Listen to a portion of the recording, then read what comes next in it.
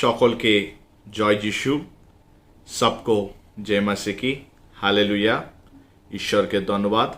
Assembly of Christ মন্ডলী থেকে যে 40 দিন উপবাস প্রার্থনাগুলো প্রতিদিন হচ্ছেন মার্চ 2 তারিখ থেকে খুব সুন্দরভাবে হচ্ছেন।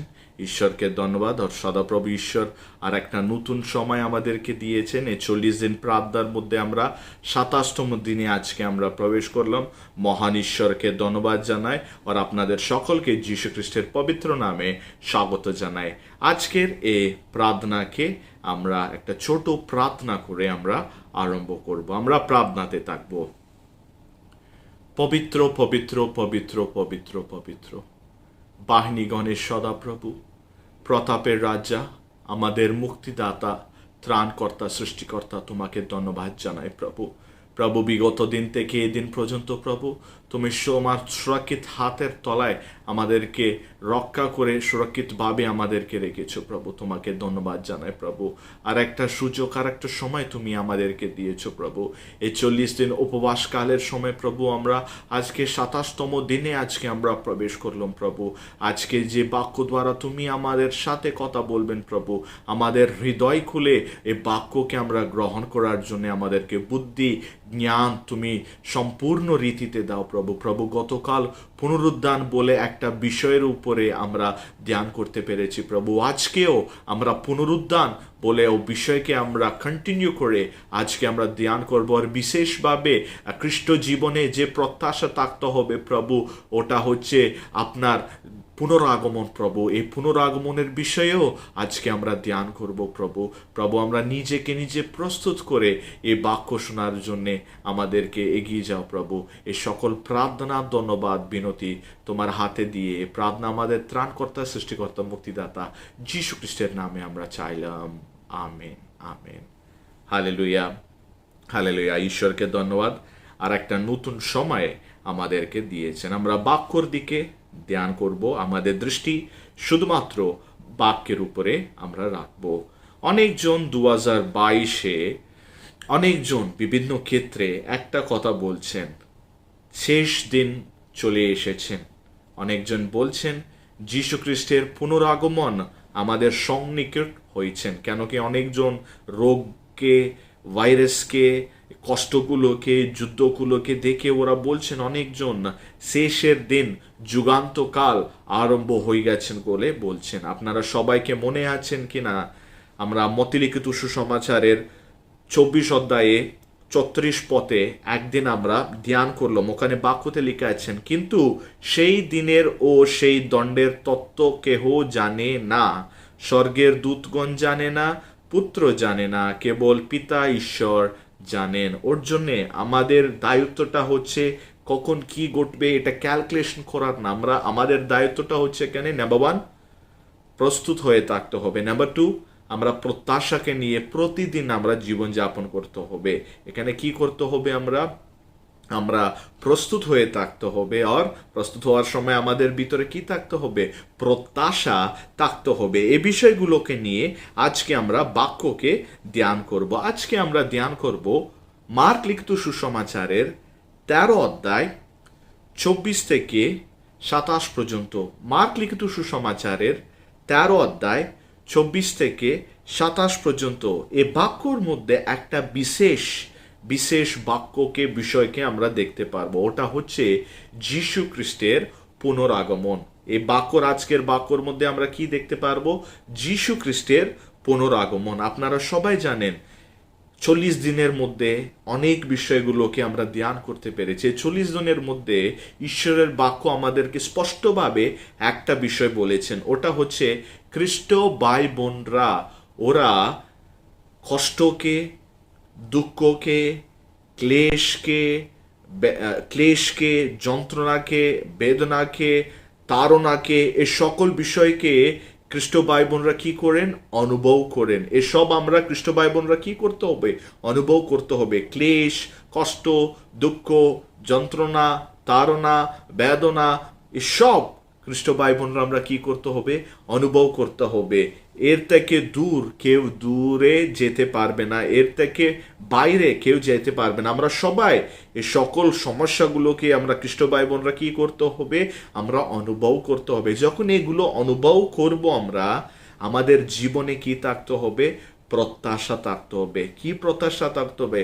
হ্যাঁ, আমার যীশু খ্রিস্ট উনি পুনরায় আমার কাছে আসবেন, আর এই কষ্ট দুঃখ যন্ত্রণা থেকে উনি আমাকে, এই বন্ধন থেকে উনি আমাকে স্বাধীন করবেন, মুক্ত করবেন বলে এই প্রত্যাশা আমাদের জীবনে থাকতে হবে। আমরা সবাই জানেন যীশু খ্রিস্টের ব্যাপারে। যীশু খ্রিস্ট প্রথম আগমনে তখন যীশু খ্রিস্টের প্রথম আগমন হয়েছিল। ও সময় যীশু খ্রিস্ট কি রূপে এসেছেন? উনি ঈশ্বরের সন্তান রূপে মানব দেহে আমাদের মাঝে এসেছেন। কখন এসেছেন? ওনার প্রথম আগমনের সময়। ও সময় যীশু খ্রিস্টর প্রথম আগমনের সময় অনেক অল্প লোক প্রস্তুত ছিল, কিন্তু বাক্য বলছেন প্রথম আগমন হয়ে গেছেন। এখন যীশু খ্রিস্টের দ্বিতীয় আগমন হবেন। প্রথম আগমনের সময় উনি ঈশ্বরের সন্তান রূপে মানব দেহে আমাদের মাঝে এসেছেন। এখন যীশু খ্রিস্টের দ্বিতীয় পুনরাগমনে যীশু খ্রিস্ট একটা প্রতাপের রাজার মতন, যীশু খ্রিস্ট একটা মহিমান্বিত রাজার মতন আমাদের রাজ্যে, আমাদের মাঝখানে, আমাদের কাছে উনি কিরকম আসবেন? প্রতাপের রাজা, মহিমান্বিত রাজার মতন উনি আবার ফিরে আসবেন। এই সময় প্রথমবার যখন উনি এসেছেন ও সময় অনেক অল্প লোক প্রস্তুত ছিল, কিন্তু দ্বিতীয়বার যখন উনি আসবেন ও সময় আমরা সবাই মিলে প্রস্তুত হয়ে থাকতে হবে। যীশু খ্রিস্ট ক্রুশে যাওয়ার আগে ওনার শিষ্যগণকে এই বাক্যটা স্পষ্টভাবে বলেছেন। ওনার জীবনে কি হবে, উনি আবার আমাদের খ্রিস্ট ভাই বোনদের জীবনে উনি আবার কি করবেন, এই সকল বিষয়গুলোকে যীশু খ্রিস্ট শিষ্যগণকে বলেছেন।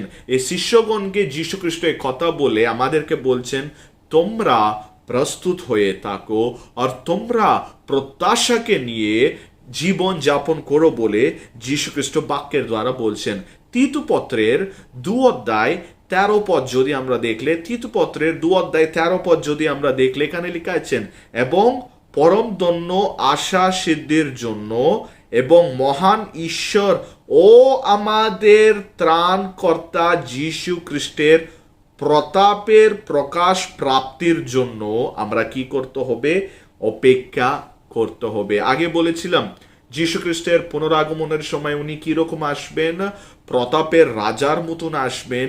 আর উনি কি রকম আসবেন? মহিমান্বিত রাজার মতন আসবেন। বাক্যটা এখানে স্পষ্টভাবে বলছেন, ওনার প্রতাপ আমাদের মাঝে প্রকাশিত হওয়ার জন্য আমরা কি করতে হবে? অপেক্ষা করতে হবে। একটা বিষয় স্পষ্টভাবে বলছি, দু রকম লোক থাকেন, বিশ্বাসীরা থাকেন और অবিশ্বাসীরা থাকেন। বিশ্বাসীরা অবিশ্বাসীরা থাকেন। যীশু খ্রিস্টের পুনরাগমনের সময়ে যীশু খ্রিস্টের পুনরাগমন বিশ্বাসীদেরকে একটা প্রত্যাশা, আর যীশু খ্রিস্টের পুনরাগমন অবিশ্বাসীদেরকে এটা একটা অভিশাপ, আর অবিশ্বাসীকে এটা সর্বনাশের বিষয়। বুঝতে পেরেছেন? যীশু খ্রিস্টের পুনরাগমন বিশ্বাসীদেরকে প্রত্যাশা, আর যীশু খ্রিস্টের পুনরাগমন অবিশ্বাসীদেরকে এটা একটা সর্বনাশের কথা, আর অবিশ্বাসীরকে এটা একটা অভিশাপের কথা বলে বাক্যতে লিখা আছেন। আমরা আজকের বাক্যতে অনেক নতুন বিষয়গুলোকে, গুরুত্বপূর্ণ বিষয়গুলোকে আজকে আমরা ধ্যান করব। ও ধ্যান করার আগে যীশু খ্রিস্ট একটা প্রতিশ্রুতি, যীশু খ্রিস্ট একটা প্রতিজ্ঞা আমাদের সকলকে করেছেন। আমরা দেখব যোহন লিখিত সুসমাচারের 14:3 পদ। যোহন লিখিত সুসমাচারের 14:3 এখানে লেখা আছেন, আর আমি যখন যাই, যীশু খ্রিস্ট বলছেন, আর আমি যখন স্বর্গরাজ্যে যাই তোমাদের জন্য, মানে আমাদের জন্য স্থান প্রস্তুত করব। এখানে যীশু খ্রিস্ট বলছেন, আমি যাব আর তোমাদের জন্য একটা স্থান প্রস্তুত করব। তারপরে প্রস্তুত করার পরে যীশু খ্রিস্ট বলছেন, আমি পুনর্বার আসব, আমি পুনরায় তোমাদের কাছে তোমাদের জন্যে আমি আসব এবং আমার নিকটে তোমাদিগকে লইয়া যাইব। হালেলুয়া, ঈশ্বরকে ধন্যবাদ। এত ভালো প্রতিজ্ঞা প্রতিশ্রুতি যীশু খ্রিস্ট আমাদের সকলকে দিয়েছেন। কি বলছেন? একটা স্থান উনি আমাদের জন্য ওখানে প্রস্তুত করছেন, তারপরে উনি আবার পুনরায় উনি আমাদের জন্য আসবেন। আর তারপরে এখানে কি লেখা আছেন? উনি আমাদেরকে ওনার নিকটে থাকার জন্যে আমাদেরকে লইয়া নিয়ে যাবেন। এ প্রত্যাশা আমাদের জীবনে থাকতে হবে। কি ঘটনাগুলো আমাদের জীবনে ঘটে, আমাদের চারিদিকে ঘটে, আমরা সবসময় কিরকম থাকতে হবে? প্রস্তুত হয়ে থাকতে হবে। এ মার্ক লিখিত সমাচার 13 অধ্যায়কে 40 দিনের প্রার্থনার মধ্যে তৃতীয় দিন থেকে আমরা আরম্ভ করলাম। আপনারা সবাই জানেন যীশু খ্রিস্ট যখন জৈতুন পর্বতে গিয়েছেন, ওখানে একটা প্রশ্নটা ওনাকে জিজ্ঞেস করেছেন শিষ্যগণ। ও প্রশ্নকে যীশু খ্রিস্ট অনেক বড়, অনেক বিশাল উত্তর জবাব শিষ্যগণকে দিয়েছেন। এটার মধ্যে আমরা দেখতে পেয়েছি এই 13 অধ্যায়ের মধ্যে শেষ দিনে কি হবে, যুগান্তর কালের দিনের চিহ্নগুলো কিরকম থাকে, খ্রিস্ট ভাই বোনদের জন্য কিরকম তাড়নাগুলো আসবেন, আর অন্য জাতি লোকের কাছে ঈশ্বর যেভাবে পরিত্রাণের আত্মাকে নিয়ে যাবেন, এই সকল বিষয়কে আমরা দেখতে পেরেছি। আর বাক্যতে আজকে স্পষ্টভাবে বলছেন, যাহারা ধার্মিক লোক থাকেন ওদের জীবনে কি হবে? পুনরুদ্ধান হবে। যাহারা ধার্মিক লোক থাকেন ওদের জীবনে পুনরুদ্ধান হবে। কখনো পুনরুদ্ধান হবে? যখন যীশু খ্রিস্টের পুনরাগমনের সময় এ পুনরুদ্ধান হবে। আমাদের জীবনে কি সময় কি ঘটনাগুলো ঘটবে আমরা কেউ বলতে পারবো না। এখানে যদি বাক্যকে আমরা দেখতে গেলে 70 খ্রিস্টাব্দতে আমরা সবাই জানেন, কেউ ভাবিনি জেরুজালেম মন্দিরকে রোমিরা এসে ধ্বংস করবেন বলে। এরকম বিভিন্ন ঘটনাগুলো আমাদের জীবনে ঘটবে। ওর জন্য আমরা সবসময় প্রস্তুত হয়ে থাকতে হবে। প্রত্যাশাকে নিয়ে আমরা জীবনযাপন করতে হবে। যীশু খ্রিস্টকে দেখে দুটো বিষয়গুলোকে আমরা ধ্যান করতে হবে, জানতে হবে। প্রথমে হচ্ছে যীশু খ্রিস্ট আসবেন। হালেলুয়া।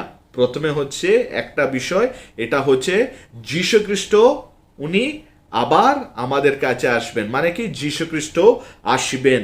দেখুন, এই পৃথিবীর মধ্যে এত ভয়ঙ্কর পরিস্থিতিগুলো আজকে এসেছেন। এই জগৎ হয়ে গেছেন এমন মন্দ জগৎ, এই জগৎকে আর ঠিক করার লোক কেউ নেই। এই জগৎ এমন পরিস্থিতির মধ্যে চলে গেছেন, কেউ এই জগৎকে রিপেয়ার করতে পারবে না। কিন্তু শুধুমাত্র একজন এই মন্দ জগৎকে ঠিক করতে পারবেন, ওটা হচ্ছে যীশু খ্রিস্ট। ওটা হচ্ছে যীশু খ্রিস্ট। দেখুন, ঈশ্বরের বাক্য যদি আমরা দেখলে প্রথম তেসলোনিকা পত্রের 4 অধ্যায় 16 পদ, প্রথম তেসলোনিকা পত্রের 4 অধ্যায় 16 পদ প্রথম ভাগটা এভাবে লেখা আছেন, এবং ঈশ্বর তুরি বাদ্য সহ স্বর্গ হইতে নামিয়া আসিবেন, এবং ঈশ্বর তুরি বাদ্য সহ স্বর্গ হইতে নামিয়া আসবেন। দেখুন, এই জগৎকে ঠিক করার জন্যে, এই জগতের উপরে যে কাজগুলো এখনো বাকি আছে না, কাজগুলোকে পূর্ণ করার জন্যে এখানে বাক্য বলছেন যীশু আসবেন, যীশু আসবেন। আর দ্বিতীয়টা, যখন যীশু আসবেন, যীশু কি করবেন? যীশু এসে রাজত্ব করবেন। প্রথমেরটা যীশু, প্রথম তেসলোনিকা পত্রের 4 অধ্যায় 16 পদে লেখা আছেন যীশু আসবেন। উনি আসার পরে এখানে কি হবে? যীশু রাজত্ব করবেন। কি করবেন? যীশু এখানে রাজত্ব করবেন। ওনার প্রতাপের সিংহাসন উপরে বসে যীশু কি করবেন? রাজত্ব করবেন। এ কথা একদম মার্চ 2 তারিখ প্রথম দিনের প্রার্থনাতেও বলেছিলাম। যীশু খ্রিস্ট প্রতাপের সিংহাসনের উপরে বসে উনি কি করবেন? রাজত্ব করবেন না। ওর জন্য আমরা সবসময় যখন আমরা প্রার্থনা করি, যখন আমরা প্রভু প্রার্থনা করি, একটা কথা আমরা সবসময় বিশ্বাসের দ্বারা দৃঢ় রূপে আমরা বলি। কি বলি? তোমার রাজ্য আইসুক। আমরা কি বলি সবসময় প্রভু প্রার্থনাতে? তোমার রাজ্য আইসুক। এটাই আমাদের জীবনে প্রত্যাশা। প্রথমে আমাদের জীবনে কি থাকতে হবে? প্রস্তুত হয়ে থাকতে হবে। তারপরে আমাদের জীবনে কি থাকতে হবে? প্রত্যাশা থাকতে হবে। তোমার রাজ্য আইসুক। যখন যীশু খ্রিস্ট পুনরায় এই পৃথিবীতে আসবে, আমাদের মাঝে আসবেন, ও বিষয়কে নিয়ে আমরা একটু পরে আমরা ধ্যান করব। উনি যখন আসবেন এই বাক্যটা পূর্ণ হবেন, ঈশ্বরের রাজ্য আইসুক, তোমার রাজ্য আইসুক। যদি আমরা বাক্যতে দেখলে মথিলিখিত সুসমাচারের 16 অধ্যায় 27 পদ, মথিলিখিত সুসমাচারের 16 অধ্যায় 27 পদ, এখানে লেখা আছেন, মানুষ পুত্র পিতার প্রতাপে আসিবেন। হালেলুয়া, ঈশ্বরকে ধন্যবাদ। বাক্যতে লেখা আছেন মানুষ পুত্র মানে যিশু পিতার প্রতাপে আসবেন। ধ্যান করে বাক্যকে দেখুন, প্রত্যেক ব্যক্তিকে তাহার ক্রিয়া অনুসারে প্রতিফল দেবেন। তাহার ক্রিয়া অনুসারে প্রতিফল দেবেন। হালেলুয়া, বাক্য স্পষ্টভাবে লিখেছেন। প্রথমে কি জানলাম আমরা? যিশু আসবেন, ভেরি গুড। তারপরে এখানে কি হয়েছেন? যিশু রাজত্ব করবেন। উনি আসবেন, রাজত্ব করবেন। ওটাকে নিয়ে এখানে বাক্যতে এখানে কি লেখা আছেন? যিশু পিতার প্রতাপে আসবেন, আর উনি এসে কি করবেন? প্রত্যেক ব্যক্তিকে তাহার ক্রিয়া অনুসারে, তাহার কার্যের অনুসারে প্রতিফল দেবেন। যারা ভালো কাজ, ভালো ক্রিয়াগুলো করছেন, ওদেরকে ভালো প্রতিফল যিশু দেবেন।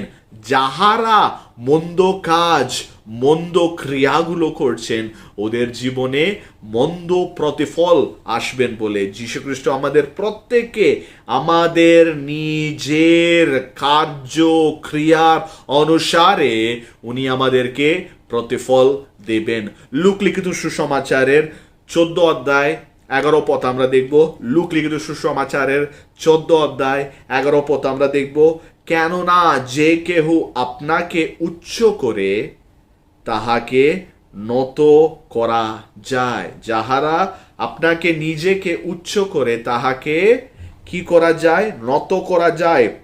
আর যে কেহ আপনাকে নত করে তাহাকে উচ্চ করে যায়। বাক্যকে দেখব এই জগতের মধ্যে, ধ্যান করে শুনুন, অনেকজন মন্দ কাজগুলো করে, অন্যায় করে ওরা কি করেন?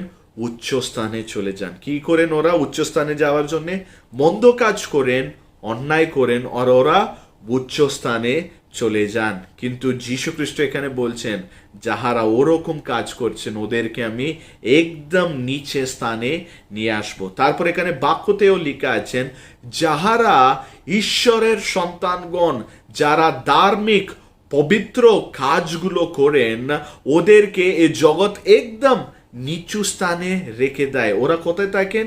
নিচু স্থানে থাকেন। ওরা কোনোদিন উচ্চ স্থানের জন্য ওরা দেখবে না। সবসময় ওরা ধার্মিক কাজগুলো করে, বিশ্বাস করে ওরা সবসময় নিচু স্থানে থাকেন। কিন্তু যীশু খ্রিস্ট যখন আসবেন, উনি কি করবেন? যারা নিচু স্থানে নম্র হয়ে আছেন ওদেরকে উচ্চ স্থানে নিয়ে যাবেন। পুরো রিভার্সাল অ্যাক্টিভিটি এখানে আমরা দেখতে পারবো।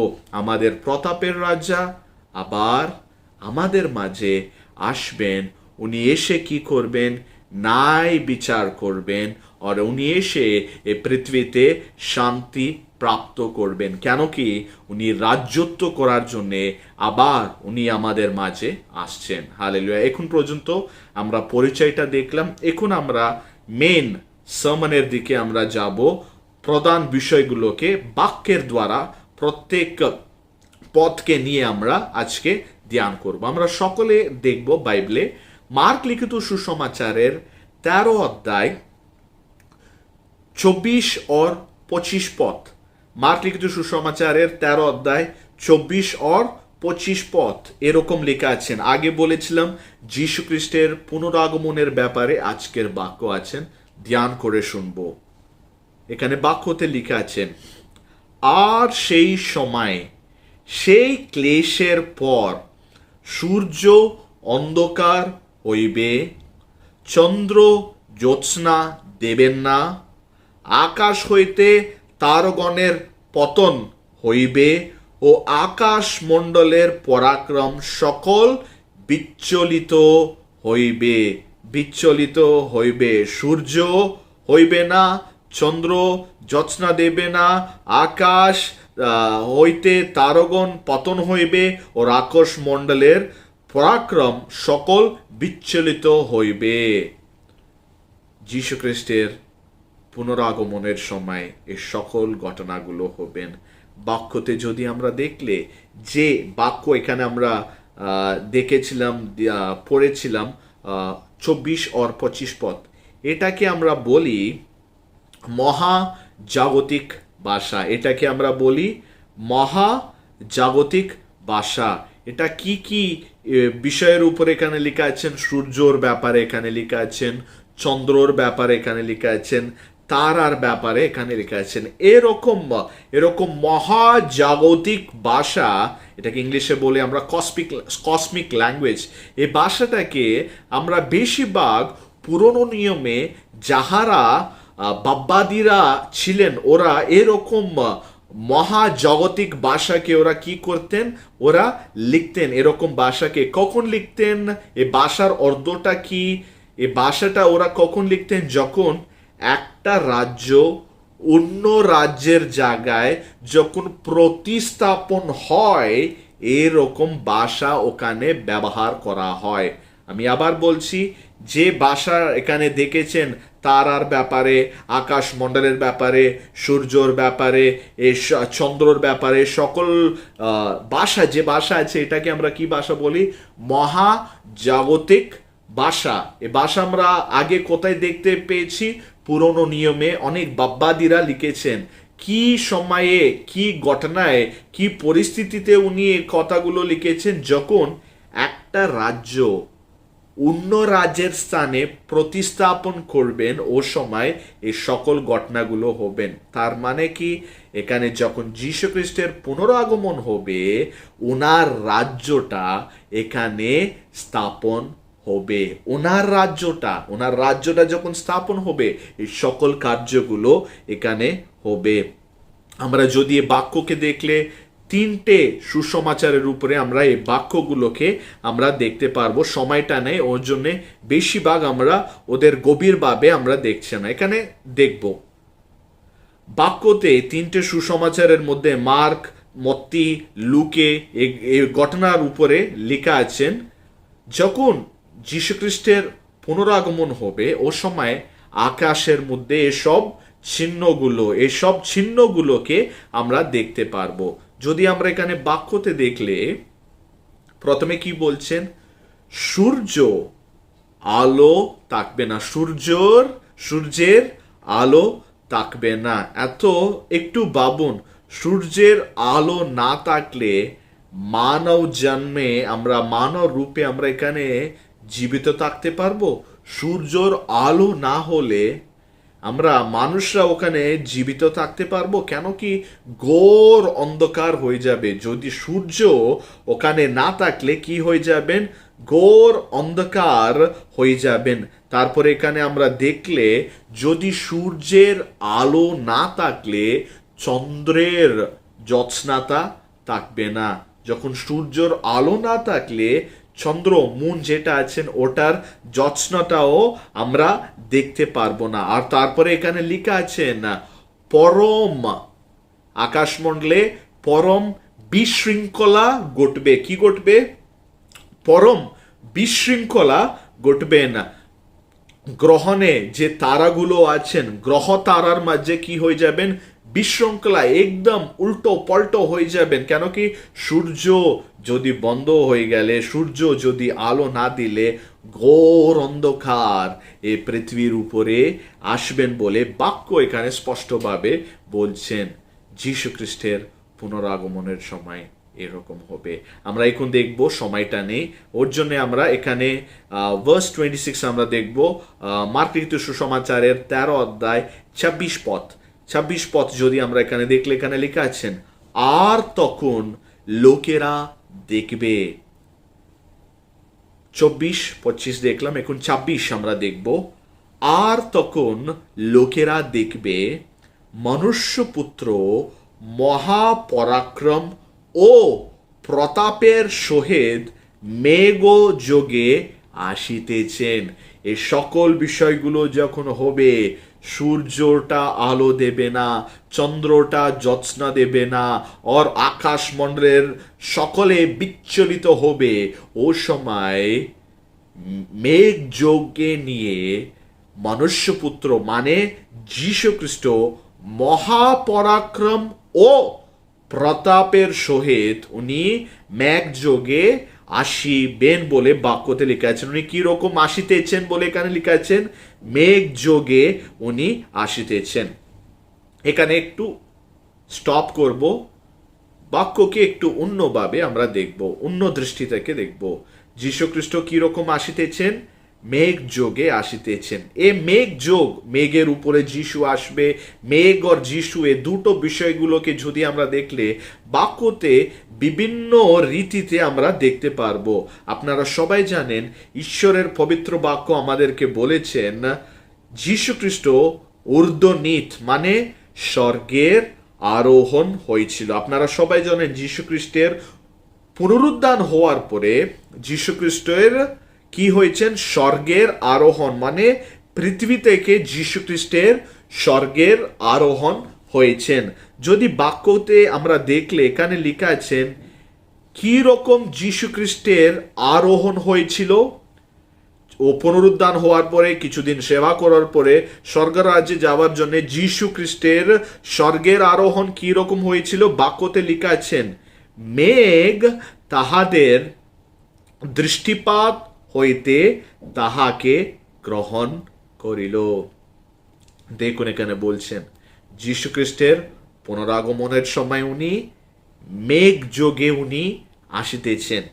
পুনরাগমন, এখানেও বাক্যতে আমরা দেখতে পেয়েছি যীশু খ্রিস্টের স্বর্গের আরোহণের সময়ও এখানে বাক্যতে কি লিখাছেন? মেঘ তাহাদের, তাহাদের মানে শিশুগণেরা যখন দেখেছেন মেঘ তাহাদের দৃষ্টিপাত হইতে যিশুকে গ্রহণ করলো। এই বাক্যকে আমরা প্রেরিত কাজের 1:9 আমরা দেখতে পারবো। প্রেরিত কাজের 1:9 আমরা দেখতে পারবো যীশু খ্রিস্টকে মেঘ কি করলো? স্বর্গের আরোহণ হওয়ার সময় যীশু খ্রিস্টকে গ্রহণ করিল। তারপরে 11 যদি আমরা দেখলে ওখানে দূতেরা এসে শিষ্যদেরকে একটা কথা বলেছেন। কি বলেছেন? ধ্যান করে শুনুন। এখন পর্যন্ত আমরা প্রেরিত কাজের 1:9 দেখলাম। মেঘ যীশু খ্রিস্টকে গ্রহণ করেছেন, আর এখন গ্রহণ করার পরে 11 যদি আমরা দেখলে দূতগণ ওখানে এসে শিষ্যগণকে বলছেন ওহাকে মানে যীশু খ্রিস্টকে এ রূপে স্বর্গে গমন করিতে দেখলে সেই রূপে উনি আগমন করবেন। বুঝতে পেরেছেন? যেভাবে উনি মেঘকে নিয়ে উনি ওনার আরোহণ হয়েছেন, সেইভাবে যীশু খ্রিস্টের আগমন, পুনরাগমনও আমাদের কাছে হবেন বলে বাক্যটা এখানে স্পষ্টভাবে বলছেন। প্রিয় ভাই বোন, আপনাদেরকে একটা প্রশ্ন, সরাসরি একটা ইম্পর্টেন্ট প্রশ্নটা জিজ্ঞেস করছি। যখন যীশু খ্রিস্ট মেঘ যোগে আসিবেন, ও সময় তুমি যীশু খ্রিস্টকে দেখবে? প্রশ্নটা আবার জিজ্ঞেস করছি। যখন যীশু খ্রিস্ট দ্বিতীয় আগমনের সময়, পুনরাগমনের সময় যখন আসবেন, যখন উনি নেবে আসবেন, মেঘের উপরে যখন উনি নেবে আসবেন, ও সময় তুমি আমি যীশু খ্রিস্টকে দেখতে পারবো? আরেকবার জিজ্ঞেস করছি, যখন যীশু খ্রিস্টের পুনরাগমন হবে, ও সময় তুমি আমি যীশু খ্রিস্টকে দেখতে পারবো?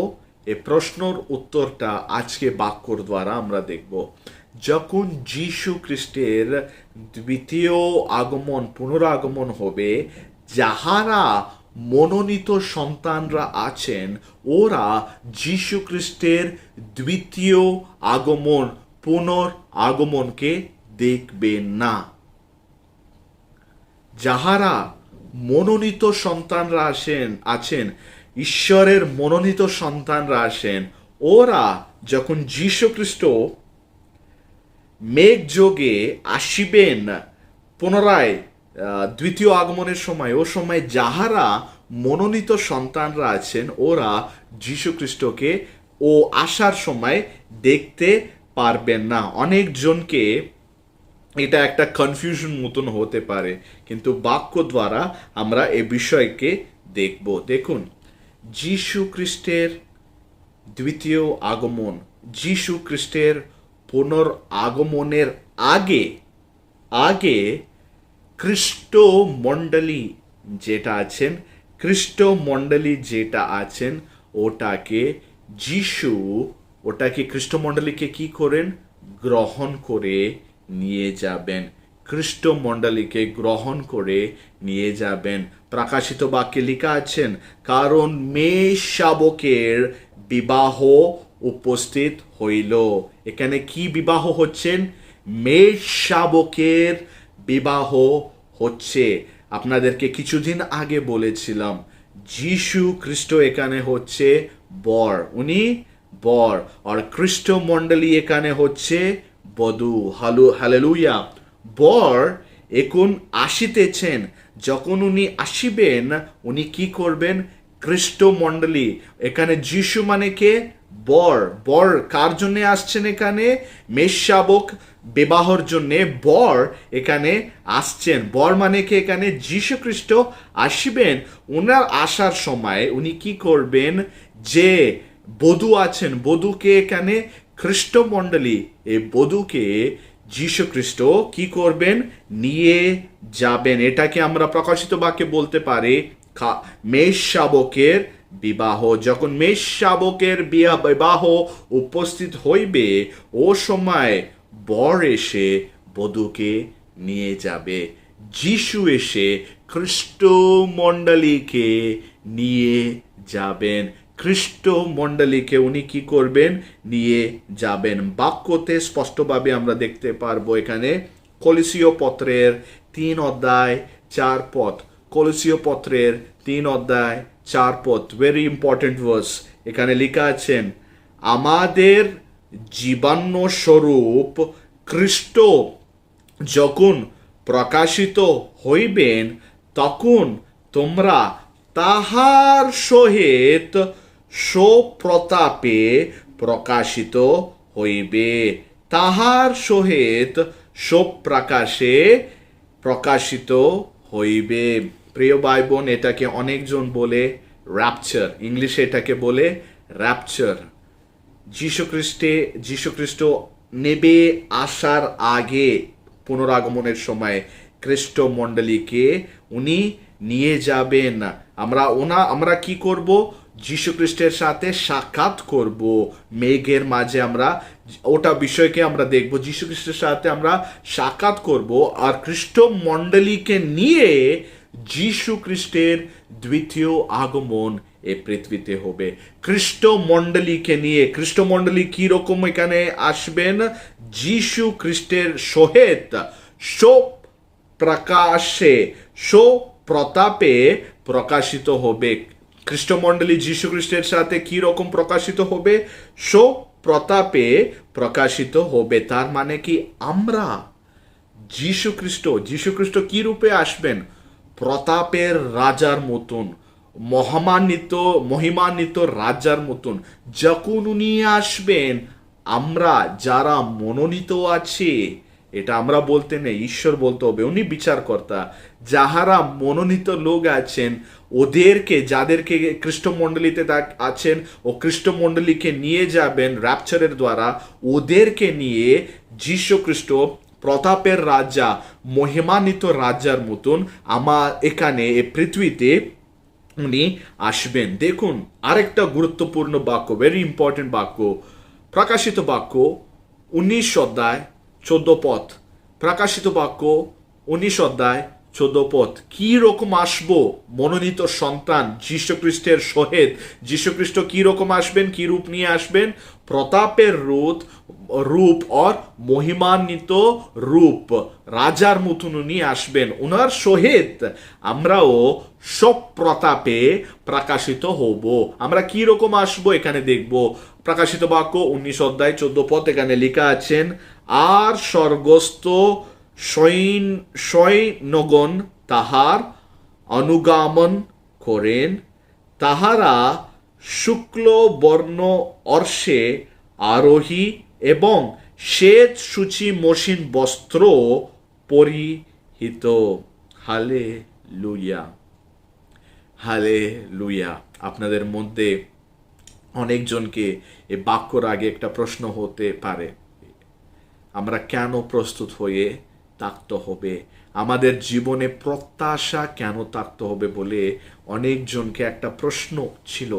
কিন্তু এই বাক্য যেটা আছেন না, প্রকাশিত বাক্য 19 অধ্যায় 14 পদ, এটা আমাদের জীবনের লক্ষ্য হতে হবে। দেখুন, খ্রিস্ট মণ্ডলীকে বর এসে বধূকে যেভাবে নিয়ে যাবেন, উনি আমাদেরকে নিয়ে যাওয়ার পরে উনি যখন মেঘ যোগে পৃথিবীতে বিচার করার জন্য উনি যখন আসবেন, যে মণ্ডলীকে উনি নিয়ে গেছেন ও মণ্ডলী এখন কি হবেন? স্বর্গের সৈনিক হবে, স্বর্গস্থ সৈনিক হবে। যারা মনোনীত লোককে, যাদেরকে যিশু নিয়ে যাবেন র্যাপচারের দ্বারা, ওরা কি রকম আসবেন? স্বর্গস্থ সৈনিক মতন আসবেন। ওরা কি রকম দেখতে থাকেন এখানে বাক্যতে লিখাছেন, আমরা কি রকম থাকবো মনোনীত সন্তানরা এখানে? তাহারা শুক্ল বর্ণ অর্শে আরোহী। মানে কি? অর্শে মানে কি? গোরা, হর্স বলে আমরা ইংলিশে। ওরা কি রকম আসবেন? আমরা সবাই বিশ্বাস করতে হবে আমরা মনোনীত সন্তান বলে, বিশ্বাস করতে হবে আমরা ওখানে থাকার জন্যে। আমরা ঈশ্বরের ইচ্ছা থাকলে যদি র্যাপচারের দ্বারা আমরা ওনার নিকটে, ওনার সাথে সাক্ষাৎ যখন আমরা করব, উনি আবার যখন উনি এই পৃথিবীতে আসবেন বিচার করার সময়, ও সময় আমরা ওনার পিছনে স্বর্গস্থ সৈনিকের মতন থাকবো। আর আমরা এরকম অর্শের উপরে আমরা শুক্ল বর্ণ অর্শের উপরে আমরা কি রকম আসবো? শ্বেত সূচি মসৃণ বস্ত্র পরে আমরা যীশু খ্রিস্টের সহিত এই পৃথিবীতে আসব। আমরা স্বর্গস্থ সৈনিক হতে গেলে আমরা কি করতে হবে? প্রত্যাশা নিয়ে থাকতে হবে, নিজেকে নিজে প্রস্তুত করে থাকতে হবে। হালেলুয়া। ঈশ্বরের বাক্যকে আমরা দেখব মার্ক লিখিত সুসমাচারের 13 অধ্যায় 27 পদ। মার্ক লিখিত সুসমাচারের 13 অধ্যায় 27 পদ এখানে লেখা আছেন, আরো বাকি বাক্য আছেন, আমরা দেখব। তখন তিনি দূতগণকে প্রেরণ করিয়া পৃথিবীর সীমা অবধি আকাশের সীমা পর্যন্ত চারি বায়ু হইতে তাহার মনোনীত দিগকে একত্র করবেন। দেখুন, কিছু বিষয়গুলো একদম এই বাক্যর আগে আপনাদেরকে বলেছিলাম, একদম কনফিউজ হবে না। 24-25 পথে আমরা দেখলাম কি চিহ্নগুলো আমরা আকাশে দেখতে পারবো। আর 26 পথে আমরা দেখলাম যীশুখ্রিস্ট মেঘ যোগে আসিতেছেন বলে ওখানে লেখা আছেন। তারপরে ওর আগে এখানে কি হবে? দূতগণ এসে কি করেন? দূতগণ এসে পৃথিবীর সীমা চারিদিকে, এখানে শুধুমাত্র ইসরায়েল দেশে যাচ্ছে না, চারিদিকে গিয়ে ঈশ্বরের মনোনীত সন্তানকে দূতগণ কি করেন? একত্র করেন। কি করেন? একত্র করেন। মনোনীত সন্তানকে এখানে কি করেন? একত্র করেন। যীশুখ্রিস্টের আসার আগে এখানে দূতগণরা গিয়ে মনোনীত দিগকে কি করেন? এখানে একত্র করেন। আপনারা সবাই জানেন, যদি ফসল এর সময় যখন আসে, ওখানে যারা কাজ করেন মালিকরা, ওরা মজদুরকে নিয়ে ফসলকে নিয়ে কি করেন? একটা অন্য জায়গাতে ভালো করে রাখেন ফসলের সময়। আমাদের জীবনে ফসলের সময় হচ্ছে পুনরুদ্ধান। দূতগণও এরকম আমাদের কাছে এসে কি করেন? একত্র করেন। আমরা বাক্যকে দেখব। এরকম বললে অনেকজনকে অসুবিধা হবে বোঝার জন্যে। ওর জন্য আমরা পৌল ভক্ত কি বলেছেন, একদম সহজ ভাষাতে এখানে পৌল ভক্ত বলেছেন। প্রথম তেসলোনিকা পত্রের যে বাক্যটাকে আমরা একটু আগে দেখলাম, প্রথম তেসলোনিকা পত্রের 4 অধ্যায় 16 থেকে 17 পদ। প্রথম তেসলোনিকা পত্রের 4 অধ্যায় 16 থেকে 17 পদ এরকম লেখা আছেন, দূতগণরা আসবেন। এখানে কি বলছেন বাক্য?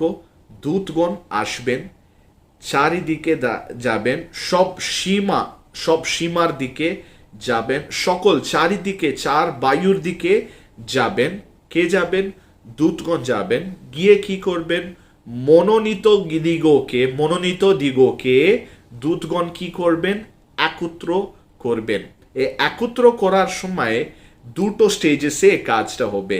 এই দূতগণ যখন এদেরকে একত্র করবেন, দুটো স্টেজেসে, দুটো স্টেপসে এই কাজটা, একত্র করার কাজটা হবে। প্রথমে কি হবেন? এখানে যদি আমরা দেখলে, আর যাহারা খ্রিস্টে মরিয়াছেন তাহারা প্রথমে উঠবে। হালেলুয়া। একত্র করার সময় বলছি, আর যাহারা খ্রিস্টে মরিয়াছেন তাহারা প্রথমে উঠবেন। ওর পরে কি, ওরা ওটার পরে কি হবে? যারা মরেছেন যীশু খ্রিস্টের মধ্যে, ওরা ওটার পরে কি হবেন? এখন সেকেন্ড স্টেপ, আমরা যাহারা জীবিত আছি, যাহারা অবিশিষ্ট থাকিবে, আমরা আকাশে প্রভুর সহিত সাক্ষাৎ করব। যাহারা জীবিত আছে, যাহারা অবিশিষ্ট থাকিবে, আমরা আকাশে প্রভুর সহিত সাক্ষাৎ করিব। এই রূপে শাশ্বতকাল প্রভুর সঙ্গে আমরা থাকব। এ রূপে শাশ্বতকাল, নিত্যকাল, চিরকাল, অনন্তকাল প্রভুর সহিত আমরা থাকব। আমরা হাততালি ঈশ্বরকে ধন্যবাদ জানাবো। Hallelujah, hallelujah, hallelujah, hallelujah. ঈশ্বরের বাক্য স্পষ্টভাবে বলছেন, এমন সময় আসবেন দূতগণ এসে মনোনীত দিগকে একত্র করবেন। প্রথমে যাহারা যীশু খ্রিস্টের মধ্যে মরেছেন ওদেরকে উঠাবেন। তারপরে যাহারা জীবিত থাকিবে, মনোনীত সন্তান, ওদেরকে, এখানে কি লেখা আছেন? ওদেরকে আকাশে প্রভুর সহিত সাক্ষাৎ করবেন। যারা জীবিত আছেন, আমরা কোথায়, আমাদেরকে কোথায় নেওয়া যাওয়া হবে? মেঘের দিকে, আকাশের দিকে। ওখানে গিয়ে যারা জীবিত আছেন আমরা কি করতে পারবো? যিশুর সাথে সাক্ষাৎ করতে পারবো। তার মানে কি? ও রূপে আমরা শাশ্বতকাল, নিত্যকাল, চিরকাল, অনন্তকাল ঈশ্বরের, প্রভু ঈশ্বরের নিকটে, ঈশ্বরের সঙ্গে আমরা থাকিব। হালেলুয়া। আপনাদেরকে মনে আছেন কিনা জানি না, 14 মার্চ একটা বাক্যকে আমরা ধ্যান করলাম। সদ্যকিরা প্রশ্ন তুলেছেন, মনে আছেন? ও বাক্যর মধ্যে একটা বিষয়টাকে আমরা দেখলাম। ও বাক্য বলছেন, আমাদের পুনরুদ্ধান হওয়ার পরে, আমাদের যীশু খ্রিস্টের সাথে সাক্ষাৎ হওয়ার পরে আমাদের দেহগুলো কি হবেন? রূপান্তরকৃত হবেন, রূপান্তরকৃত হবেন বলে এখানে লেখা আছেন। আমাদের দেহগুলো কি রকম হবেন? দূতগণের মতন আমাদের দেহগুলো হবেন, এমন রূপান্তর হবেন। আর আমরা মরবো না, আর আমাদেরকে খিদে পায় না, কিচ্ছু হবে না। ওরকম রূপান্তরকৃত দেহগুলোকে যিশু আমাদেরকে দেবেন। কাকে দেবেন? যাহারা মনোনীত সন্তান আছে, ওরা রূপান্তরকৃত দেহকে প্রাপ্ত করার যোগ্যটা ওরা পাবে। তার মানে কি? ওরা মৃত্যুর উপরে একদম জয়লাভ করেছেন, ও যাহারা মৃত্যুকে পরাজয়ের দিকে নিয়ে গেছেন। মৃত্যু পরাজয়, মৃত্যু ওখানে হেরে গেছেন। বুঝতে পেরেছি? যখন আমাদের দেহগুলো রূপান্তরকৃত হবে, তার মানেটা কি? মৃত্যুর পরাজয় আমরা প্রমাণ করছি, আর মৃত্যু আমাদেরকে আর কিছু করতে পারবে না। এই সকল কাজ কখন হবে? যখন আমরা যদি জীবিত থাকলে, যখন যীশু খ্রিস্টের সাথে সাক্ষাৎ হবে আমাদেরকে আকাশে, ও সময় হতে পারে। যদি আমাদের মৃত্যু হয়ে গেলে, মৃত্যুর থেকে আমরা যখন উঠবো, ও সময়ও যখন যীশু খ্রিস্টের সাথে সাক্ষাৎ হবে, আমাদের দেহগুলো কি রকম হবে? রূপান্তরকৃত হবে। ও রূপান্তরকৃত হওয়ার পরে আমরা যীশু খ্রিস্টের সাথে স্বর্গস্থ সৈনিকের রূপে আমরা আমাদের ঘোড়াকে নিয়ে শ্বেত সাদা সূচি বস্ত্রগুলোকে পরে আমরা যীশু খ্রিস্টের সাথে আমাদের প্রতাপের রাজা, মহিমান্বিত রাজার সাথে আবার এই পৃথিবীর উপরে রাজত্ব করার জন্য আমরা আসব। ঈশ্বরের রাজ্যকে স্থাপন করার জন্য আমরা আসব। Hallelujah, hallelujah. এই বিষয়গুলোকে আমরা মনে রাখতে হবে। পুনরুদ্ধিত, কালকে আমরা দেখেছিলাম পুনরুদ্ধার মানে এটা, যখন যীশু খ্রিস্টের দ্বিতীয় আগমনের সময় আমরা মরে গেলে পুনরুদ্ধিত হব, জীবিত থাকলেও পুনরুদ্ধিত হব। বাক্যকে আরো আমরা দেখব। সহজ ভাষাতে যদি বলতে গেলে ও সময় পরিস্থিতি কি রকম থাকবে, যদি আমরা দেখতে গেলে মতে লিখিত সুসমাচারের 13 অধ্যায় 30 পদ। মতে লিখিত সুসমাচারের 13 অধ্যায় 30 পদ, এখানে লেখা আছেন, যীশু খ্রিস্ট এখানে বলছেন, ফসল কাটার সময় আমি মজদুর নালে ছেদক দিগকে বলিব। যীশু খ্রিস্ট এখানে একটা দৃষ্টান্ত মতন উনি আমাদেরকে এই কথাগুলো এখানে বলছেন। যীশু খ্রিস্ট বলছেন, ফসল কাটার সময় আমি মজদুর মালে ছেদক দিগকে বলিব। যীশু খ্রিস্ট প্রথমে শামা গাছ সংগ্রহ একত্রিত করো, আর ওদেরকে কি করো বলে বলছেন? শামা গাছ সংগ্রহ একত্রিত করো আর পড়াইবার জন্য ওদেরকে করো। মানে এখানে যীশু খ্রিস্ট স্পষ্টভাবে বলছেন, যখন ফসলের সময় আসবে, ও সময়ে এখানে মজদুররা কি করতে হবে? যে শামা গাছ থাকেন ওটাকে নিয়ে ওটাকে কি করতে হবে? আগুনে ফেলে দিতে হবে। আরেকটা এখানে বাক্যতে লেখা আছেন, গম আর গলায় সংগ্রহ একত্রিত করো। আপনাদেরকে বলতে পারবো মনোনীত লোকের পুনরুদ্ধান কিরকম হবে, এ দৃষ্টান্তকে নিয়ে আমরা দেখতে পারবো। মনোনীত সন্তানের পুনরুদ্ধান, এই গম, এই দৃষ্টান্ততে গম আছেন, তো এই গমের মতন থাকবেন। এখানে ফসলের সময় এসেছেন।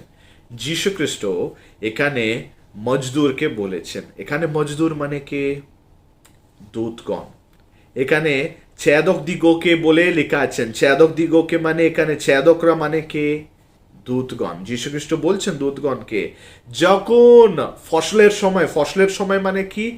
যীশু খ্রিস্টের দ্বিতীয় আগমনের সময় আসার আগে উনি কি বলছেন এখানে?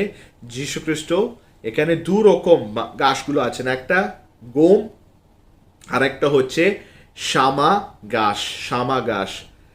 যীশু খ্রিস্ট এখানে বলছেন, গমকে আপনারা কি করবেন? আপনারা একত্রিত করে আপনারা গলায় দেন। গলায় মানে কি? এখানে গমকে কোথায় রাখতে বলছেন? শস্যঘর, যেখানে ফসলকে সুরক্ষিতভাবে রাখা হবে। যীশু খ্রিস্ট বলছেন এই গমকে নিয়ে ও শস্যঘরে তোমরা রাখো বলে মজদুর মানে কি? এখানে দূতগণকে আদেশ দিচ্ছেন। তারপরে এখানে আরেকটা আছেন শামা গাছ। এই শামা গাছকে নিয়ে আগুনে ফেলে দিন বলে যীশু খ্রিস্ট দূতগণকে এখানে বলছেন। বুঝতে পেরেছেন? গোম মানে মনোনীত সন্তান। আর মনোনীত সন্তানের জীবনে কি হবে? পুনরুদ্ধান হবে। সামাগাস মানে কি? এখানে যাহারা অবিশ্বাসীরা আছেন ওরা হচ্ছে এখানে সামাগাস। যীশুখ্রিস্ট কি বলছেন দূতগণকে? এদেরকে নিয়ে আগুনে ফেলে দাও, এদেরকে নিয়ে আগুনে ফেলে দাও। মনোনীত সন্তান কি রকম থাকবেন আপনাদেরকে কতজনকে মনে আছে কি না জানি না। প্রথম দিন, দ্বিতীয় দিন, এই 40 দিনের প্রার্থনার সময় আমি বললাম আমরা কি রকম থাকতে হবে মনোনীত সন্তান হওয়ার জন্য? বিশুদ্ধ রূপে থাকতে হবে, আর জয়যুক্ত হতে হবে। কতজনকে মনে আছেন? হালেলুয়া বলুন, হালেলুয়া। মনোনীত সন্তান হতে গেলে আমরা কি রূপে থাকতে হবে? বিশুদ্ধ রূপে থাকতে হবে, আর জয়যুক্ত হয়ে থাকতে হবে। যখন আমরা বিশুদ্ধ রূপে, জয়যুক্ত রূপে থাকবো, আমাদের জীবনে যীশুখ্রিস্ট একটা পুরস্কার দেবেন।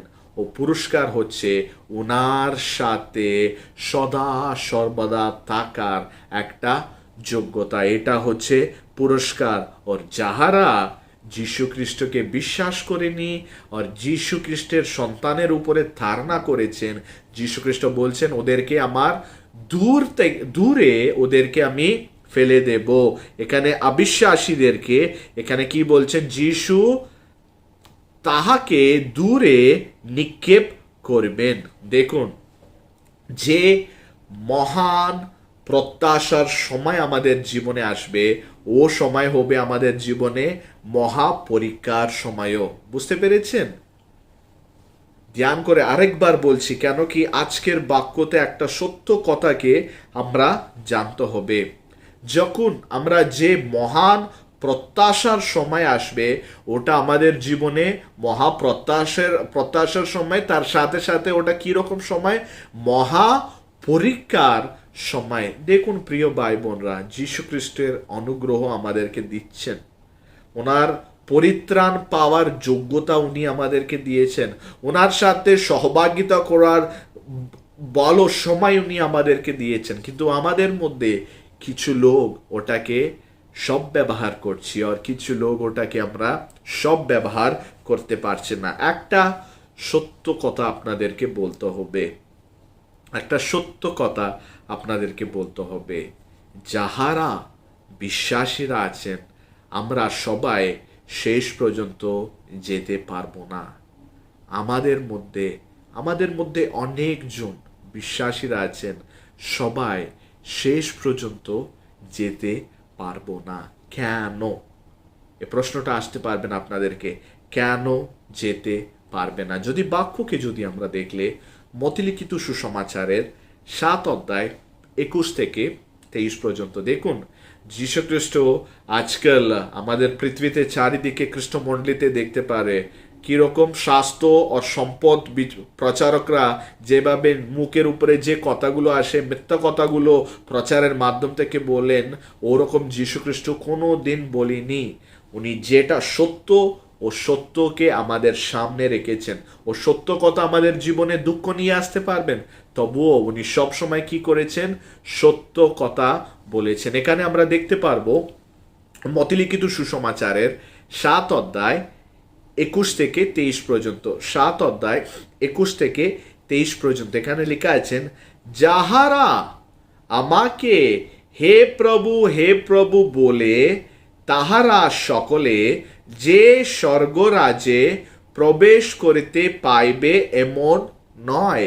এখানে যীশুখ্রিস্ট বলছেন, যাহারা আমাকে প্রভু বলে ডাকেন, ওদেরকে আমি গ্যারান্টি দিতে পারবো না, লাইসেন্স দিতে পারবো না, টিকিট দিতে পারবো না, অপ্রুভাল দিতে পারবো না, কনফার্মেশন দিতে পারবো না। কি বিষয়কে নিয়ে? তোমরা স্বর্গরাজ্যে প্রবেশ করবে কি না বলে আমি বলতে, যারা প্রভু বলবেন, আপনারা সবাই ঈশ্বরের স্বর্গরাজ্যে আসবেন বলে ভাববে না। তারপর এখানে লেখা আছেন, কিন্তু যেই ব্যক্তি আমার স্বর্গস্থ পিতার ইচ্ছা পালন করেন, সেই পাইবে। দেখুন, দুরকম খ্রিস্টমণ্ডলীতে দুরকম লোক থাকেন। কিছু লোক কি করেন?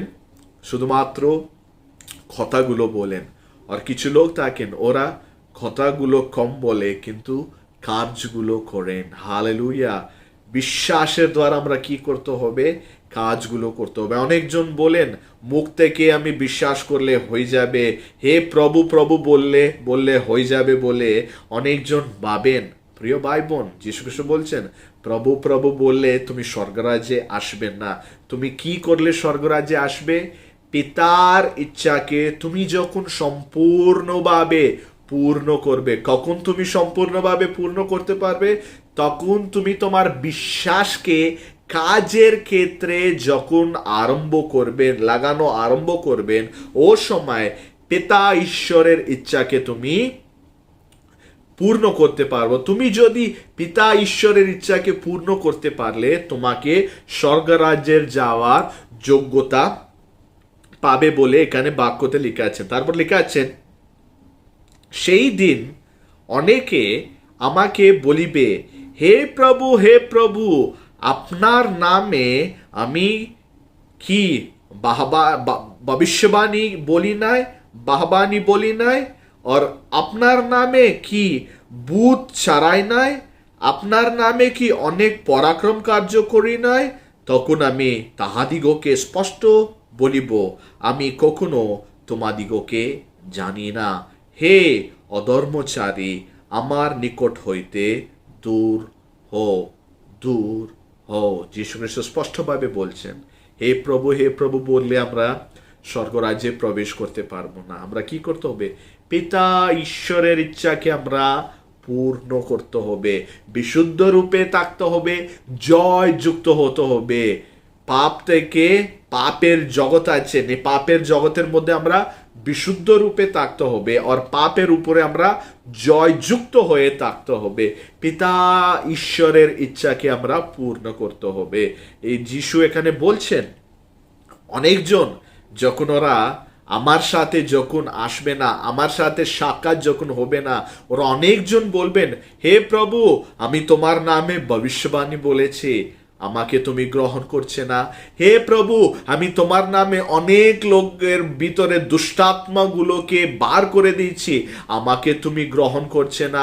আর কিছু লোক বলেন, হে প্রভু তোমার নামে আমি অনেক পরাক্রম কার্যগুলো করেছি, তুমি আমাকে গ্রহণ করছে না। ওখানে যীশু খ্রিস্ট ওদেরকে স্পষ্টভাবে বলছেন, আমি তোমাদেরকে চিনি না, হে অধর্মচারী, আমার নিকট থেকে তোমরা দূর চলে যাও বলে এখানে বাক্যতে লেখা আছেন। অনেকজন দেখুন মন ফিরে আসেন, কিন্তু মন ফিরে আসার পরে আমাদের জীবন কিরকম থাকতে হবে? সবসময় বাক্যটা বলি, শেষ পর্যন্ত দেখুন, শেষ পর্যন্ত যাহারা স্থির থাকিবেন তাহারা পরিত্রাণ পাইবেন। শেষ পর্যন্ত যাহারা স্থির থাকবেন তাহারা কি পাইবেন? পরিত্রাণ পাইবেন। আরম্ভ এখানে ইম্পর্টেন্ট না, প্রধান না। শেষ কিরকম করছে? তুমি মন ফিরছো, ভেরি গুড, কিন্তু তোমার জীবন স্থির রূপে আছে কিনা প্রিয় ভাই বোন, তুমি নিজেকে নিজে পরীক্ষা করো। বাপতিস্মা নেওয়ার পরে, অনলাইন মিটিংয়ে আসার পরে, চার্চে আসার পরে, সেবা করার পরে, বাক্যগুলো খুব সুন্দর বলার পরে তোমাদের জীবনে কিচ্ছু হবে না, কিচ্ছু হবে না। এই কাজগুলো অবশ্যই আমরা করতে হবে, কিন্তু আমাদের জীবন স্থির আছে কিনা, আমাদের জীবনে ঈশ্বরের ইচ্ছাকে পূর্ণ করছে কিনা, আমরা বিশুদ্ধ রূপে আছে কিনা, আমরা পাপের উপরে জয় যুক্ত হয়েছি কিনা, আমরা প্রত্যাশাকে নিয়ে আছে কিনা, আমরা প্রস্তুত হয়ে আছে কিনা, এই সকল বিষয়কে আমরা দেখতে হবে। ওর জন্যে বাক্য বলছেন নম্র হয়ে থাকুন। আত্মিক রূপে, অহংকারী রূপে আমরা থাকতে নেই। আমি সব করেছি, আমি চলে যাব, আমি যীশু খ্রিস্টের সাথে আসব। আগে বললাম রিপোর্ট কার্ড আর আমাদেরকে মার্কস আমরা নিজেকে নিজে দিতে নেই। স্টুডেন্ট নিজের মার্কগুলো দেয়? একদম না। স্টুডেন্ট পরীক্ষার মধ্যে বসে লিখেন, যে সামর্থ্য আছেন, যে বিশ্বাস আছেন, যে শক্তি আসেন, পরীক্ষা লিখেন, কিন্তু পেপারকে কারেক্ট করে মার্কস কে দেন? টিচার দেন। এখানে আমাদের টিচারকে যীশু খ্রিস্ট ওনার হাতে সমর্পণ করতে হবে। আর আমরা পরিশ্রম করতে হবে, প্রত্যেক দিন স্থিরভাবে আমরা কাজ করতে হবে। অনেক সময় হয়ে যাচ্ছে, আমরা বাক্যকে একটু দেখব। যীশুখ্রিস্ট কি বলেন ওরকম লোককে? প্রভু প্রভু বলে শুধুমাত্র মুখ থেকে ওদের কথাগুলো আসে, কিন্তু হৃদয় থেকে ওদের কথাগুলো আসে না। আমরা ডুমুর গাছের ব্যাপারে শুনলাম, এরকম প্রভু প্রভু বলার লোক কিরকম? ডুমুর গাছের বাইরে যে পাতাগুলো থাকেন, পাতা বর পুরো পাতাগুলো থাকেন, ওরকম লোক বাহিরের কাজগুলো করেন। ওদেরকে যীশুখ্রিস্ট বলছেন, আমি তোমাকে চিনি না, আমি তোমাকে কখনো জানি না বলে যীশুখ্রিস্ট। আমরা ফল উৎপাদন করতে হবে। হালেলুয়া। বাক্যতে স্পষ্টভাবে লেখা আছেন, আমরা যীশুখ্রিস্টকে পাতাগুলোকে নিয়ে কোনো লাভ নেই এখানে। যীশুখ্রিস্ট কি দেখছেন, কি চায়? আমাদের মধ্য থেকে আত্মিক ফল উৎপাদন আমরা করতে হবে। প্রত্যেক দিন আমরা কি করতে হবে? আত্মিক ফল আমরা উৎপাদন করতে হবে। বিষয়টাকে আমরা মনে রাখতে হবে। এরকম যিশু লোকদিগকে আলাদা করবেন। কি করবেন? ও বিষয়গুলোকে আমরা দৃষ্টান্ত রূপে আমরা দেখব। এভাবে যীশু খ্রিস্ট লোকদিগকে কি করেন? আলাদা করেন। আমরা বাক্যতে দেখব কি রকম আলাদা করেন। হালেলুয়া। ধ্যান করে দেখুন, সহজ ভাষাতে বলছি আমি। ঈশ্বর এত সুন্দর বাক্য আমাদেরকে আজকে দিচ্ছেন, এই বাক্য আমাদের জীবনে পরিবর্তন নিয়ে আসতে হবে। Hallelujah, hallelujah, hallelujah. এখানে দৃষ্টান্ত দ্বারা যীশু খ্রিস্ট আমাদের সকলকে বলছেন কি রকম আমি আলাদা করব, কি রকম আমি আলাদা করব। সেই সময় পুনরাগমনের সময় কি রকম আলাদা করা হয়, কি রকম দূতগণ এসে ওনার মনোনীত সন্তানকে একত্রিত করবেন, আমরা এখন দেখব। তিনটে দৃষ্টান্তগুলো আছেন। কত? তিনটে দৃষ্টান্তগুলো আছেন। এই দৃষ্টান্তর দ্বারা আমরা বুঝতে পারবো। প্রথমে আপনারা সবাই সানডে স্কুল থেকে মনে হয় শুনেছেন, অনেকবার শুনেছেন। কি দৃষ্টান্ত? 10টি কুমারীর দৃষ্টান্ত। কি দৃষ্টান্ত? 10টি কুমারীর দৃষ্টান্ত। এটা আমরা দেখতে পারবো মথলিখিত সুসমাচারের 25 অধ্যায় 1 থেকে 13 পর্যন্ত। মথলিখিত সুসমাচারের 25 অধ্যায় 1 থেকে 13 পর্যন্ত এই বাক্যটাকে, এই দৃষ্টান্তটাকে আমরা দেখতে পারবো। 10টি কুমারীর দৃষ্টান্ত। এখানে যীশু খ্রিস্ট স্পষ্টভাবে বলেছেন এই দৃষ্টান্তর মানে কি? এই দৃষ্টান্তর অর্থটা হচ্ছে যীশু খ্রিস্টের পুনরাগমন। এই দৃষ্টান্ত যীশু খ্রিস্টের পুনরাগমন। হালেলুয়া। যীশু খ্রিস্টের পুনরাগমন কি রকম থাকবেন, এই দৃষ্টান্ত দ্বারা যীশু খ্রিস্ট আজকে আমাদেরকে শিক্ষা দিচ্ছেন। আমরা বাক্যর দিকে দেখব। এখানে 10টি কুমারীরা আছেন। কতজন আছেন? 10টি কুমারীরা আছেন। ওরা বরের জন্যে অপেক্ষা করে আছেন। ওরা বরের জন্যে, কতজন? 10টি কুমারীরা বরের জন্যে অপেক্ষা করে আছেন। এখানে বরকে যীশু খ্রিস্ট। হালেলুয়া। এখানে এখানে এখানে বধূরা আছেন, এরা কুমারীরা আছেন। এরা কে? খ্রিস্ট মণ্ডলী। ধ্যান করে শুনুন, এখানে 10টা কুমারীরা অপেক্ষা করছেন বরের জন্য। এখানে বরকে যীশু খ্রিস্ট। আমরা সবাই জানেন, বাক্যতে দেখতে গেলে 10টা কুমারীর মধ্যে শুধুমাত্র 5 জন কুমারীদেরকে যীশু খ্রিস্ট ও বিবাহ বাড়ির প্রবেশ করার যোগ্যতা দিয়েছেন। কি দিয়েছেন? এখানে বর মানে যীশু খ্রিস্ট 10 জনের মধ্যে শুধুমাত্র 5 জনকে মনোনীত করে যীশু খ্রিস্ট ওদেরকে কোথায় প্রবেশ করেছেন? বিবাহের বাটিতে প্রবেশ করার যোগ্যতা দিয়েছেন। আর দ্বারটাকে কি করেছেন? যীশু খ্রিস্ট এখানে বন্ধ করেছেন। আর এখন 5 জনকে কেন যীশু খ্রিস্ট নিয়ে যায়নি? কেন কি ও 5 জন প্রস্তুত হয়ে থাকিনি। ওরা 5 জন প্রস্তুত হয়ে তাকিনি। তারপরে কিছু সময়ের পরে এই 5 জন যারা প্রস্তুত হয়ে তাকিনি, ওরা যীশু খ্রিস্টর কাছে গিয়ে, যে দ্বারটা বন্ধ হয়ে গেছেন ওটার কাছে গিয়ে 5 জন যারা প্রস্তুত হয়ে তাকিনি, ওরা দ্বারের উপরে আঘাত করছিল। কি করেছিল? ওরা দ্বারের উপরে আঘাত করেছিল, প্রভু প্রভু প্রভু দ্বারটা খুলো, আমরাও প্রবেশ করব। এই দ্বারটা, এই দরজাটা, এই গেটটা তুমি আমাদের জন্য খোলো খোলো খোলো, আমরা ভিতরে প্রবেশ করব। ও সময় যীশু খ্রিস্ট কি বলবেন? স্পষ্টভাবে লেখা আছেন, যীশু খ্রিস্ট উত্তর করিয়া কহিলেন, আমি তোমাদিগকে চিনি না, আমি তোমাদিগকে চিনি না। 10 জন কুমারীদের মধ্যে 5 জন প্রস্তুত হয়েছিল, 5 জন প্রস্তুত ছিল না। যীশু খ্রিস্ট বর এমন সময় এসেছেন, যারা প্রস্তুত হয়েছিল 5 জন, ওদেরকে নিয়ে বিবাহের বাটিতে প্রবেশ করেছেন। আর যাহারা 5 জন প্রস্তুত ছিল না, ওদেরকে ভিতরে নিয়ে যায়নি। ওরা যখন যীশু খ্রিস্টের কাছে গিয়ে বলেছেন, খুলো প্রভু, দরজা খুলো, আমরা প্রবেশ করব, যীশু খ্রিস্ট বলেছেন ওদেরকে, আমি তোমাদিগকে চিনি না। আমরা ওর জন্য প্রস্তুত হয়ে থাকতে হবে। হালেলুয়া। দ্বিতীয় দৃষ্টান্তটা এখন আমরা দেখব, তালান্তের দৃষ্টান্ত। ছোটবেলা আমাকে এখনো মনে আছেন, আমার সানডে স্কুল টিচার এই তালান্তর দৃষ্টান্তর একটা ড্রামা করেছিল, ওটার মধ্যে আমি ছিলাম। খুব পছন্দ বাক্য দৃষ্টান্ত এটা, তালান্তর দৃষ্টান্ত। মথিলিখিত সুসমাচারের 25 অধ্যায় 14 থেকে 30 পদ যদি আমরা দেখলে, মথিলিখিত সুসমাচারের 25 অধ্যায় 14 থেকে 30 পদ, এখানে তালান্তর দৃষ্টান্ত এখানে লেখা আছেন। ধ্যান করে শুনুন। একজন কর্তা, একজন ব্যক্তি, ওনার কাছে 3 জন দাসরা ছিলেন। কতজন? 3 জন দাসরা ছিলেন।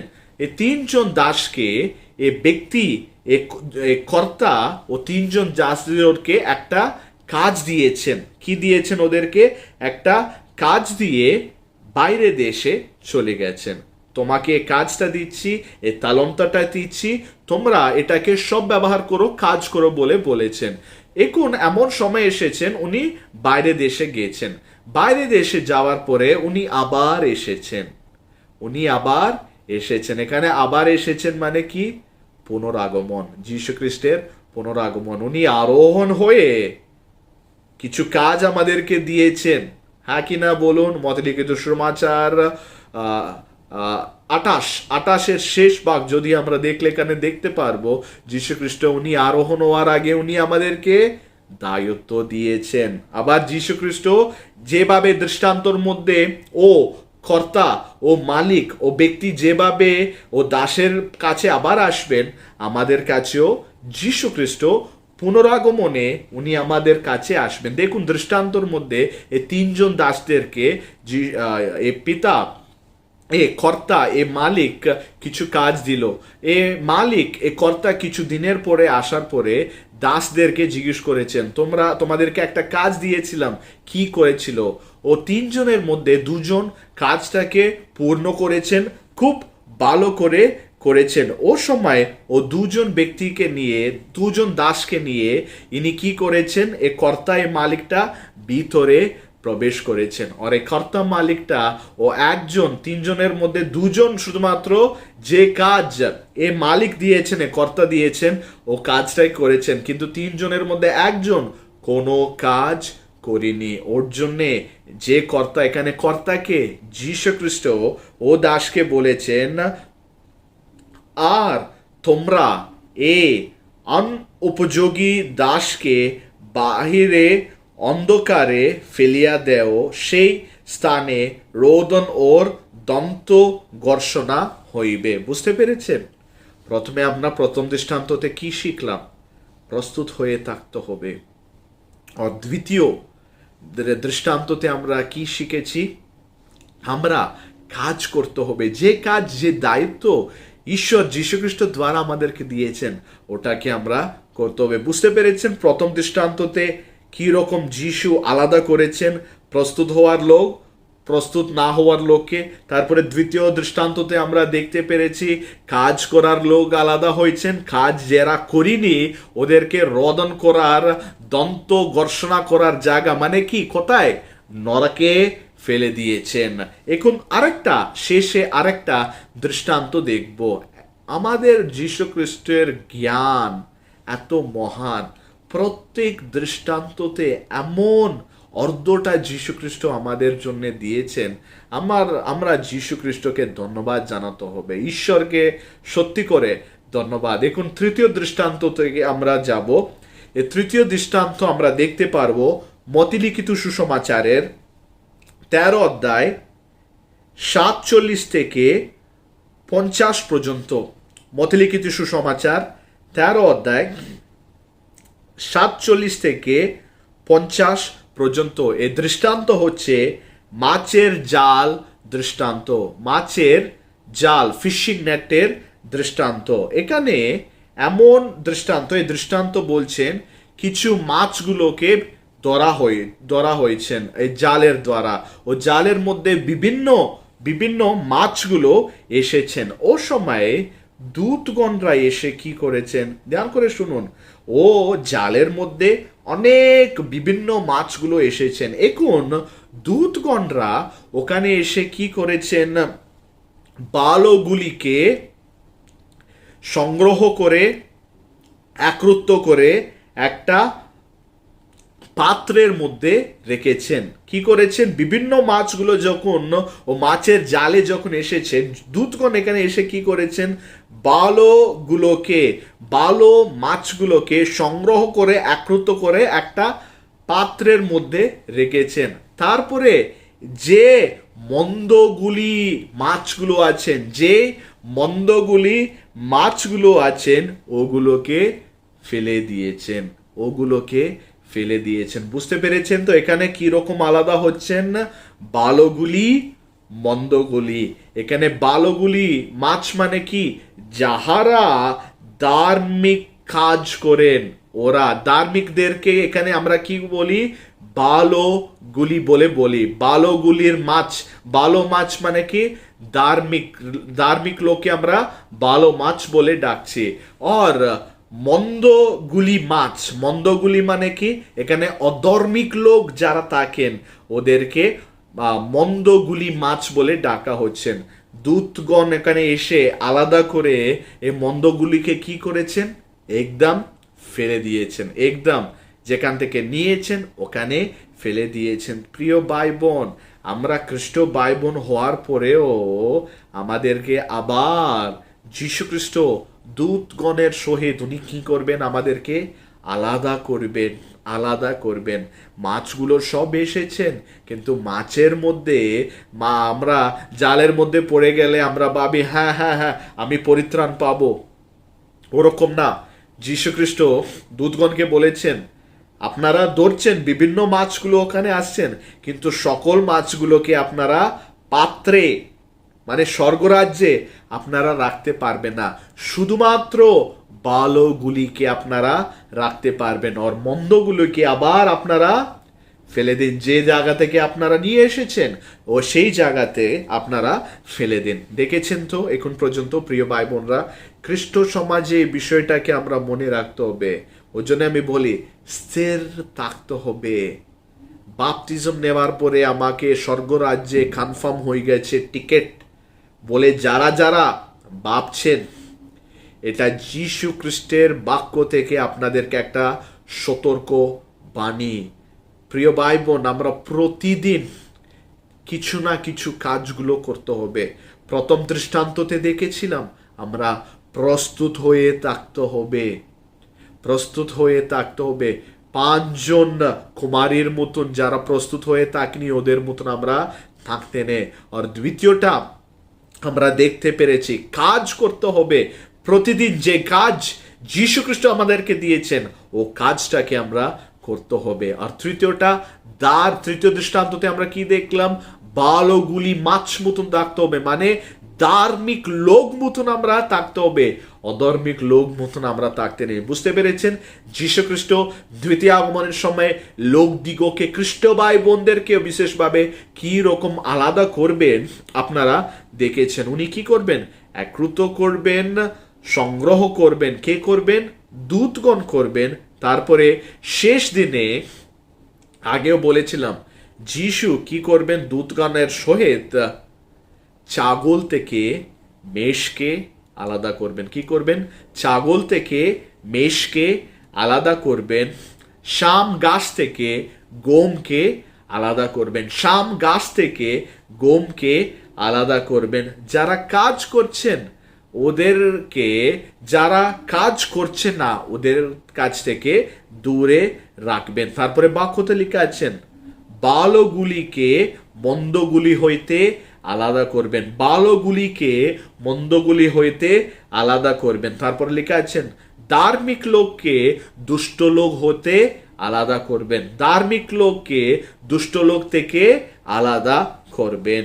ওই জন্য যীশু খ্রিস্ট বলছেন, প্রস্তুত হয়ে থাকো, প্রত্যাশা নিয়ে তোমার জীবনে থাকো। এখানে বাক্যতে আমরা দেখতে পারি, এখানে লেখা আছেন, সাবধান, তোমরা জাগিয়ে থাকো। ধ্যান করেছিলাম এতদিনে বাক্যকে। সাবধান, তোমরা জাগিয়ে থাকো, প্রার্থনা করিও, কেননা সময় কবে হবে কেউ জানি না। 33 পথে বাক্যটা আছেন, সাবধান, তোমরা জাগিয়ে থাকো। প্রিয় ভাই বোন, এ বাক্য তোমার জন্য, আমার জন্য, আমাদের সকলের জন্য যীশু খ্রিস্ট আজকে আমাদের সাথে কথা বলছেন। জাগিয়া থাকো, প্রার্থনা করো, কেননা এ ঘটনা, এ দিন সেই দিন কখন ঘটবে কেউ বলতে পারবে না। সতর্ক থেকো, জাগিয়া থাকো।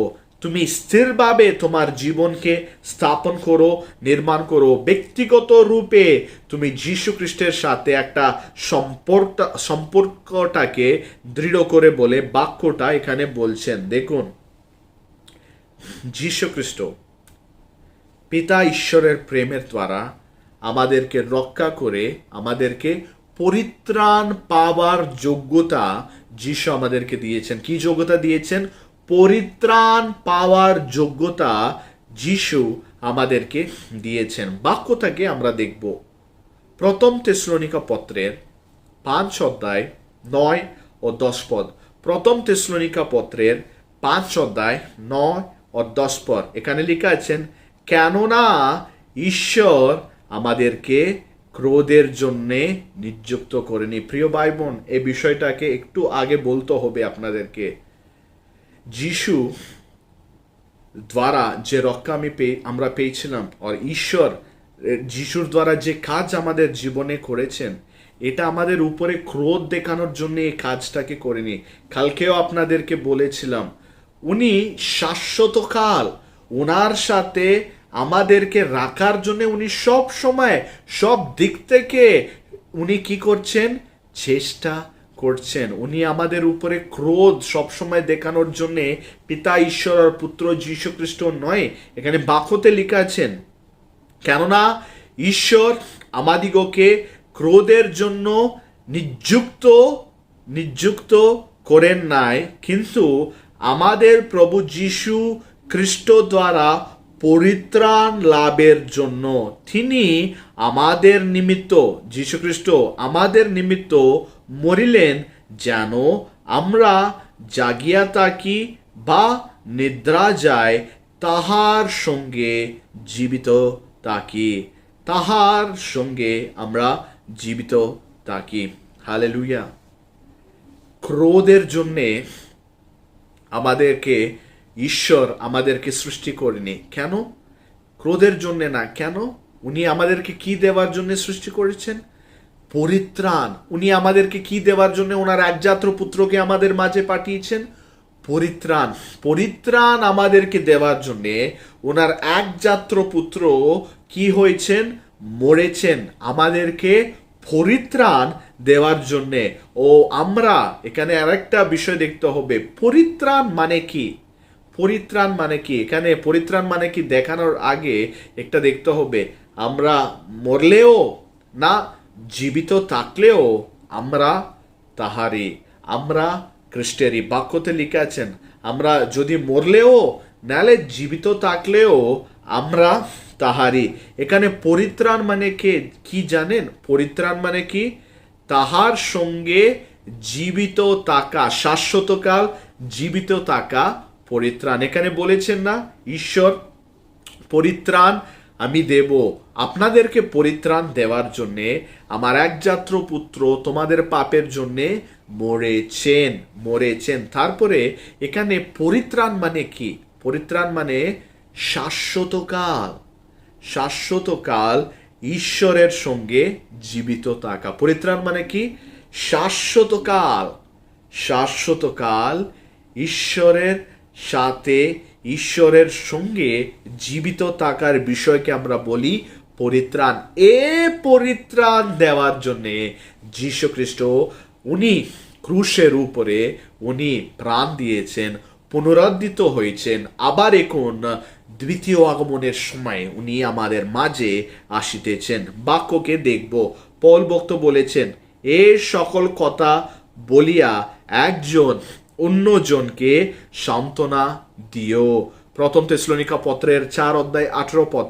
এই প্রথম তেসলোনিকা পত্রের 4 অধ্যায় একটু সময় পেলে আপনারা পড়ুন। পৌল ভক্ত বলছেন এত সুন্দর কথা, যে কথাগুলো আজকে আমরা ধ্যান করেছিলাম, এই কথাগুলো আমরা সবসময় মণ্ডলীর মানে এটা, মণ্ডলীর কার্য মানে কি? এটা মণ্ডলীর মধ্যে একজন অন্যজনের সঙ্গে আর অন্য লোকের কাছে গিয়ে এই কথাগুলোকে বলে আমরা কি দিতে হবে?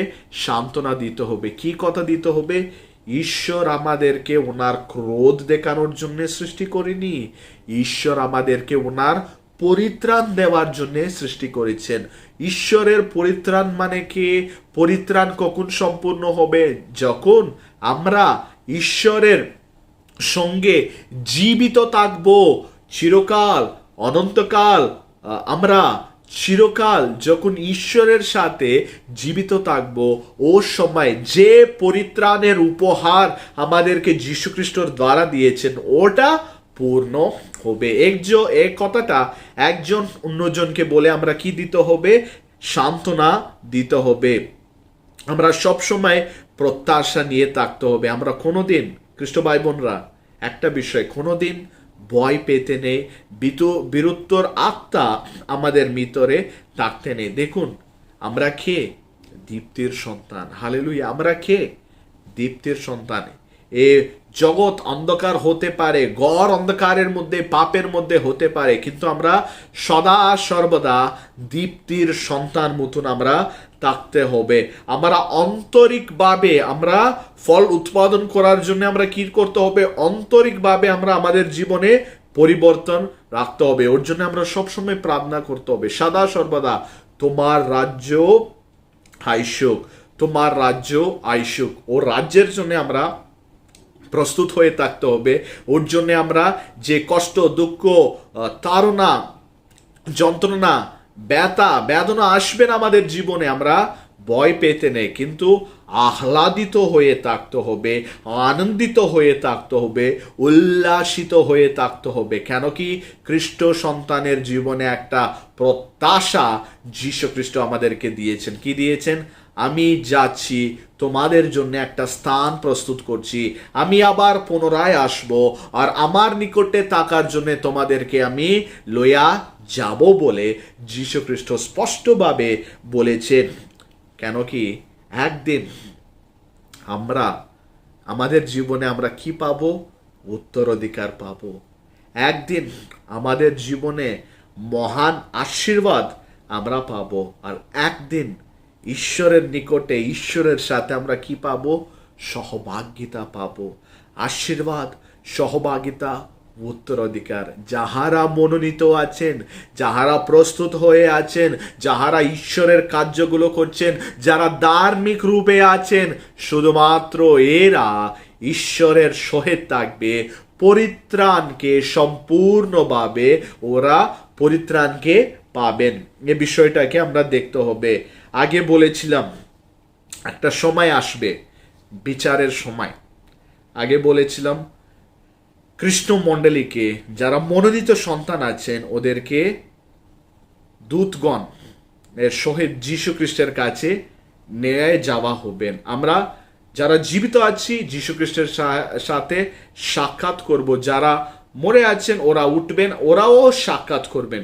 এখানে একটা বিষয়কে মনে রাখতে হবে, যাহারা এই র্যাপচারের দ্বারা যীশু খ্রিস্টের নিকটে থাকবেন, ওরা যখন যীশু খ্রিস্ট প্রতাপের রাজার মতন, মহিমান্বিত রাজার মতন আসবেন, যাহারা যীশু খ্রিস্টের কাছে আসবেন, ওরা যীশু খ্রিস্টের সাথে রাজত্ব করার জন্য আসবেন বলে আমরা ধ্যান করেছিলাম। কিন্তু আপনাদের সকলকে এখন এটাই প্রশ্ন, আপনাদের সকলকে এটাই প্রশ্ন, যখন যীশু খ্রিস্ট দ্বিতীয় আগমনের সময় আসবেন, ও সময় আমরা নিচে থেকে ওনাকে দেখব, নালে ওনার সাথে আমরা আসব?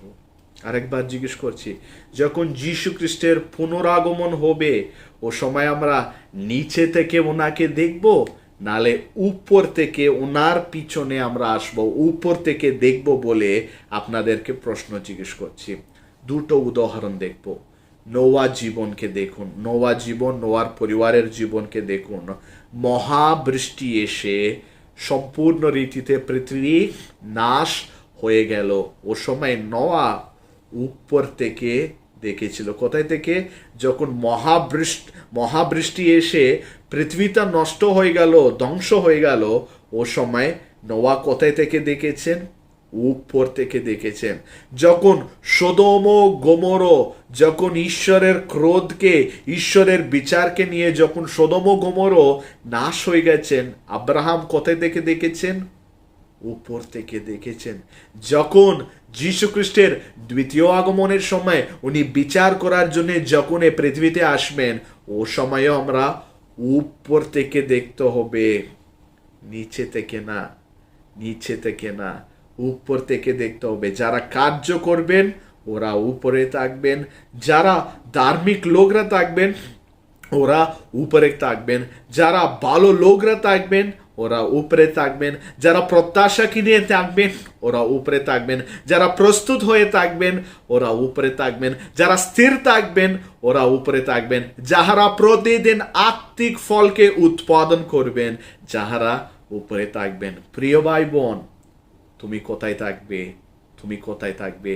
তুমি নিচে থাকবে, নালে যীশু খ্রিস্টের সহিত স্বর্গরাজ্যের সৈনিকের রূপে শ্বেত বস্ত্র, সূচির বস্ত্র পরে তুমি আসবে? এটা যীশু খ্রিস্ট তোমাকে বাক্যর দ্বারা সরাসরি এই প্রশ্নটা তোমাকে জিজ্ঞেস করছেন। দেখো প্রিয় ভাই বোন, এটা আমাদের দায়িত্ব। শেষে একটা কথা বলে আমি সমাপ্ত করব। যখন আমাদের প্রতাপের রাজা, আমাদের মহিমান্বিত রাজা যীশু খ্রিস্টের সাথে সাক্ষাৎ যখন হবে, ও সময় উনি আমাদেরকে বলতে হবে, বেশ করেছ আমার উত্তম সন্তান, বেশ করেছ আমার উত্তম দাস, বলে যীশু এই কথাটাকে আমাদের সকলকে বলতে হবে। আর উনি আমাদেরকে কি বলতে হবে? বহু বিষয়ের উপরে তোমাকে নিযুক্ত করব, বহু বিষয়ের উপরে তোমাকে নিযুক্ত করব। আর উনি আমাদেরকে কি বলতে হবে? আইসো আমার আনন্দে তুমি সহভাগী হো, আইসো আমার আনন্দে তুমি সহভাগী হো। প্রিয় ভাই বোন, এটা হবে আমাদের জীবনে লক্ষ্য। আজকে থেকে এটা হবে আমাদের লক্ষ্য। যখন যীশু খ্রিস্টর সাথে উনি যখন প্রতাপের রাজা, মহিমান্বিত রাজার মতন থাকবেন, ও রূপে থাকার সময় যখন আমাদেরকে সাক্ষাৎ হবে যীশু খ্রিস্টের সাথে, যীশু খ্রিস্ট আমাদের প্রত্যেক লোককে দেখে বলতে হবে, বেশ করেছ, উত্তম করেছ আমার দাস। তোমাকে অনেক বিষয়ের উপরে, বহু বিষয়ের উপরে তোমাকে নিযুক্ত করব বলে যীশু খ্রিস্ট আমাদেরকে বলতে হবে। আর বিশেষভাবে উনি কি বলতে হবে? আইসো আমার, তোমাকে তোমার কাজের, তোমার ক্রিয়ার প্রতিফল দেব। কি প্রতিফল দেবেন ঈশ্বর আমাদেরকে? তুমি আমার আনন্দতে সহভাগী হোক, তুমি আমার আনন্দতে সহভাগী হোক। এই কথা আমাদের মনের ভিতরে প্রত্যেক দিন থাকতে হবে। প্রিয় ভাই বোন, আমাদেরকে আলাদা করার সময় আসবে। এটা কখন আসবে, কীরকম আসবে জানি না, প্রস্তুত হয়ে থাকতে হবে। আমরা ও মন্দ মাছ মতন থাকবো না, ও কাজ না করার অনুপযোগী লোকের মতন, দাস মতন আমরা থাকবো না। ও 5জন কুমারীরা যারা প্রস্তুত হয়ে থাকেনি ওরকম আমরা থাকবো না। আমরা সব সময় প্রস্তুত হয়ে থাকবো, প্রত্যাশাকে নিয়ে থাকবো, স্থির হয়ে থাকবো, আত্মিক ফল প্রতিদিন উৎপাদন করব। ঈশ্বর দেওয়ার এ বাক্যকে ঈশ্বর আশীর্বাদ করুন। আমেন। হালেলুয়া। এই সময় আমাদের মাঝে সিস্টার শ্যামা দেবনাথ আছেন। উনি এসে এই সময় প্রার্থনা করবেন। আমরা সকলে মিলে আমাদের চোখ বন্ধ করব, প্রার্থনাতে থাকবো। সিস্টার শ্যামা দেবনাথ এ সময় প্রার্থনা করবেন। যিশু, তোমায় ধন্যবাদ করি, কেননা তুমি আমার মতো অযোগ্য সন্তানকে তোমার চরণতলে দাঁড় করিয়েছ কিছু বলবার জন্য। আমার প্রার্থনা করবার মতো কোনো শক্তি নেই প্রভু, তবুও আমি যথাসাধ্য চেষ্টা করছি, তোমাকে আহ্বান করছি, প্রার্থনায় তোমাকে রব শোনাচ্ছি। তুমি রব শোনো প্রভু। তুমি আছো স্বর্গে, তুমি পদতলে পৃথিবীতে মূল রেখেছ, সেখানে থেকে তুমি শ্রবণ করো প্রভু। যা কিছু আমার ভুল ত্রুটি হবে তুমি ক্ষমার যোগ্য করে নিও প্রভু। বাহিনীগণের সদাপ্রভু, তুমি আমার মম উচ্চ দুর্গ, তুমি যাকবের ঈশ্বর মম শৈল, তুমি আমাদের পাপ ক্ষমা করো, কেননা আমরা প্রতিনিয়ত পাপ করে চলেছি। যে পাপ আমাদের মাথার ওপর দিয়ে বয়ে চলে প্রভু, আমরা পাপে ভারাক্রান্ত।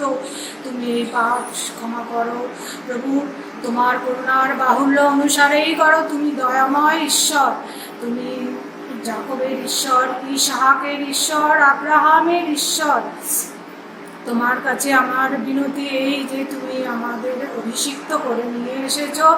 বহু কষ্টে আমরা ছিলাম, আমরা তোমার মত পথ কিছুই জানতাম না, তোমার আদর্শ কি তাও জানতাম না। আজ আমি অনেক কিছু জানতে পেরেছি। অল্প কয়েকদিনের মধ্যে তুমি চারিদিকে তোমার দূতদের আমাকে সুরক্ষিত রাখার জন্য তুমি যে রেখেছো, মনোনীত করেছো তাদেরকে প্রভু, আমি অনেক কৃতজ্ঞতা জানাই তোমায়। কি বলবো প্রভু, আমি তো কিছুই জানি না, কিন্তু আজ অনেক কিছু জানতে পেরেছি। তোমার পথে চলতে চেষ্টা করছি, তুমি আদর্শ পথে আমাকে চলতে সাহায্য করো প্রভু, কেননা আমি যে আদর্শ তোমার থেকে শিক্ষা গ্রহণ করেছি প্রভু, সেই শিক্ষা যেন সবার মধ্যে এসে যায়। যারা তোমার জন্য আগামীতে মনোনীত হবে, তুমি যাদের অভিষিক্ত করেছো, প্রচুর রূপে আকর্ষণ করেছো, যারা তোমাকে অন্তঃকরণ হইতে ডাকে, তাদেরকে তুমি প্রেম করো, তুমিও প্রেম করো, তারাও তোমাকে প্রচুর রূপে প্রেম করুক প্রভু, কেননা আমরা প্রেম না করতে পারলে তোমার কাছাকাছি আসতে পারতাম না প্রভু। তুমিও আমাদের অনেক প্রেম করেছো প্রভু, তাই জন্যই আজ তোমার কাছে আমরা এসেছি। তোমার চরণতলে এসে দাঁড়িয়ে তোমাকে কিছু বলতে চাইছি। তুমি রব শুনছো, শ্রবণ গ্রাহ্য করছো। তুমি দয়াময় ঈশ্বর, তুমি আমাদের যাকবের ঈশ্বর, ইসহাকের ঈশ্বর, আব্রাহামের ঈশ্বর। তাদের বংশ পরম্পরায় তুমি যেমন তাদেরকে চালিয়ে নিয়ে চলেছ, তেমনি তুমি বিদেশিদেরও তুমি হস্তার্পণ করেছো, তাদেরকেও রক্ষা করছো, তাদের রবও শুনেছ। তুমি এই কথাই তোমার বাক্যের মধ্যে দিয়ে বলে গেছো আমাদের। আজ দেখো আমি তোমার পথে আছি, আদর্শ রূপেই চলতে চাইছি, তোমার ক্রুশে উঠেছি, তোমার পশ্চাৎগামী হয়ে আমি তোমার পথেই চলতে চাইছি। এই ঈশ্বর, তুমি আমায় শক্তি দাও, বল দাও। তুমি আমার শক্তি, তুমি আমার ঢাল তরোয়াল।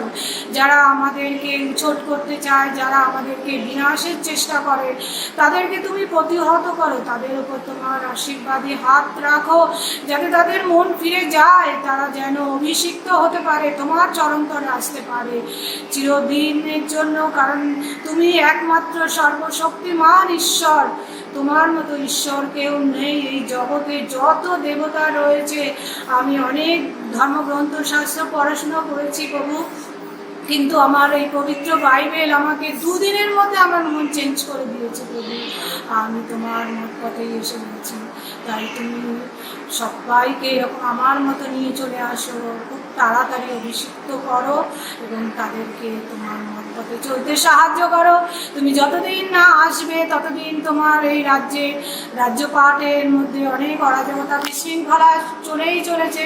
সেই বিশৃঙ্খলাকে তুমি প্রতিহত করতে পারবে, কারণ তোমার কাছে সবাই আসবে প্রভু। সবাই এসে তোমার চরণতলে তোমার পাশে তোমার কাছে নত হবে এবং এই নত হওয়ার পরেই তুমি আবার আমাদেরকে সশরীরে মানব রূপে ধরা দেবে। ততদিন পর্যন্ত আমরা যেন তোমার পাশে পাশে থাকতে পারি। তুমি তো আছো প্রভু, পবিত্র আত্মারূপে রয়েছো আমাদের সঙ্গে সর্বক্ষণ। আমি সে ফিল করতে পারি, সবাই করতে পারে, কেউ অনুভবে করে, কেউ বা আত্মা দিয়ে করে, কেউ বা নিজের কাজের মধ্যে দিয়ে করে, কেউ বা উত্তর খুঁজে পায়, তার মধ্যে দিয়েই সে জানতে পারে যে তুমি আছো প্রভু, তুমি আছো। তুমি এইসব খুব তাড়াতাড়ি আমাদের সঙ্গে থাকো। তোমার বিনতি আমার এই বিনতি প্রার্থনা তুমি শ্রবণগ্রাহ্য করেছ, উচিত অনুসারে তুমি প্রত্যেককে ফল দিও প্রভু। এইটুকুনি আমার বিনতি প্রার্থনা। Amen. Thank you, Jesus. Thank you, Jesus. Thank you, Jesus. Thank you, Jesus. Hallelujah. Hallelujah. Hallelujah. Hallelujah. Amen, Jesus. Amen, Jesus. Amen, Jesus. Amen, Jesus. আমরা সবাই ঈশ্বরের পবিত্র প্রভু প্রার্থনাকে বলবো। হে আমাদের স্বর্গস্থ পিতা, তোমার নাম পবিত্র বলিয়া মান্য হোক, তোমার রাজ্য আইসুক, তোমার ইচ্ছা সিদ্ধ হোক, যেমন স্বর্গে তেমনি পৃথিবীতেও হোক। আজ আমাদের দৈনিক আহার আজ আমাদিগকে দাও, আর আমাদের অপরাধ সকল ক্ষমা করো, যেমন আমরাও আপন আপন অপরাধীগকে ক্ষমা করিয়াছি। আর আমাদিগকে পরীক্ষাতে আনিও না, কিন্তু সকল মন্দ হইতে রক্ষা করো, কারণ সকল রাজ্য, পরাক্রম, মহিমা যুগে যুগে তোমারই হোক। আমেন। এখন আমাদের পিতা ঈশ্বরের প্রেম, প্রভু যীশু খ্রিস্টের অনুগ্রহ, পবিত্র আত্মার সহভাগিতা এখন থেকে যীশু খ্রিস্টের দ্বিতীয় আগমনের পর্যন্ত আমাদের সকলের সঙ্গে চিরকাল বিরাজ করো। আমেন। আমেন। আমেন। প্রশংসা দয়াল ঈশ্বরের, প্রশংসা বাবের সপ্তারে, প্রশংসা দিব গণে তাই, প্রশংসা পিতা পুত্রাতায়। আমেন। হালেলুয়া। সকল মহিমা, গৌরব, প্রশংসা ঈশ্বরে হোক। আমেন।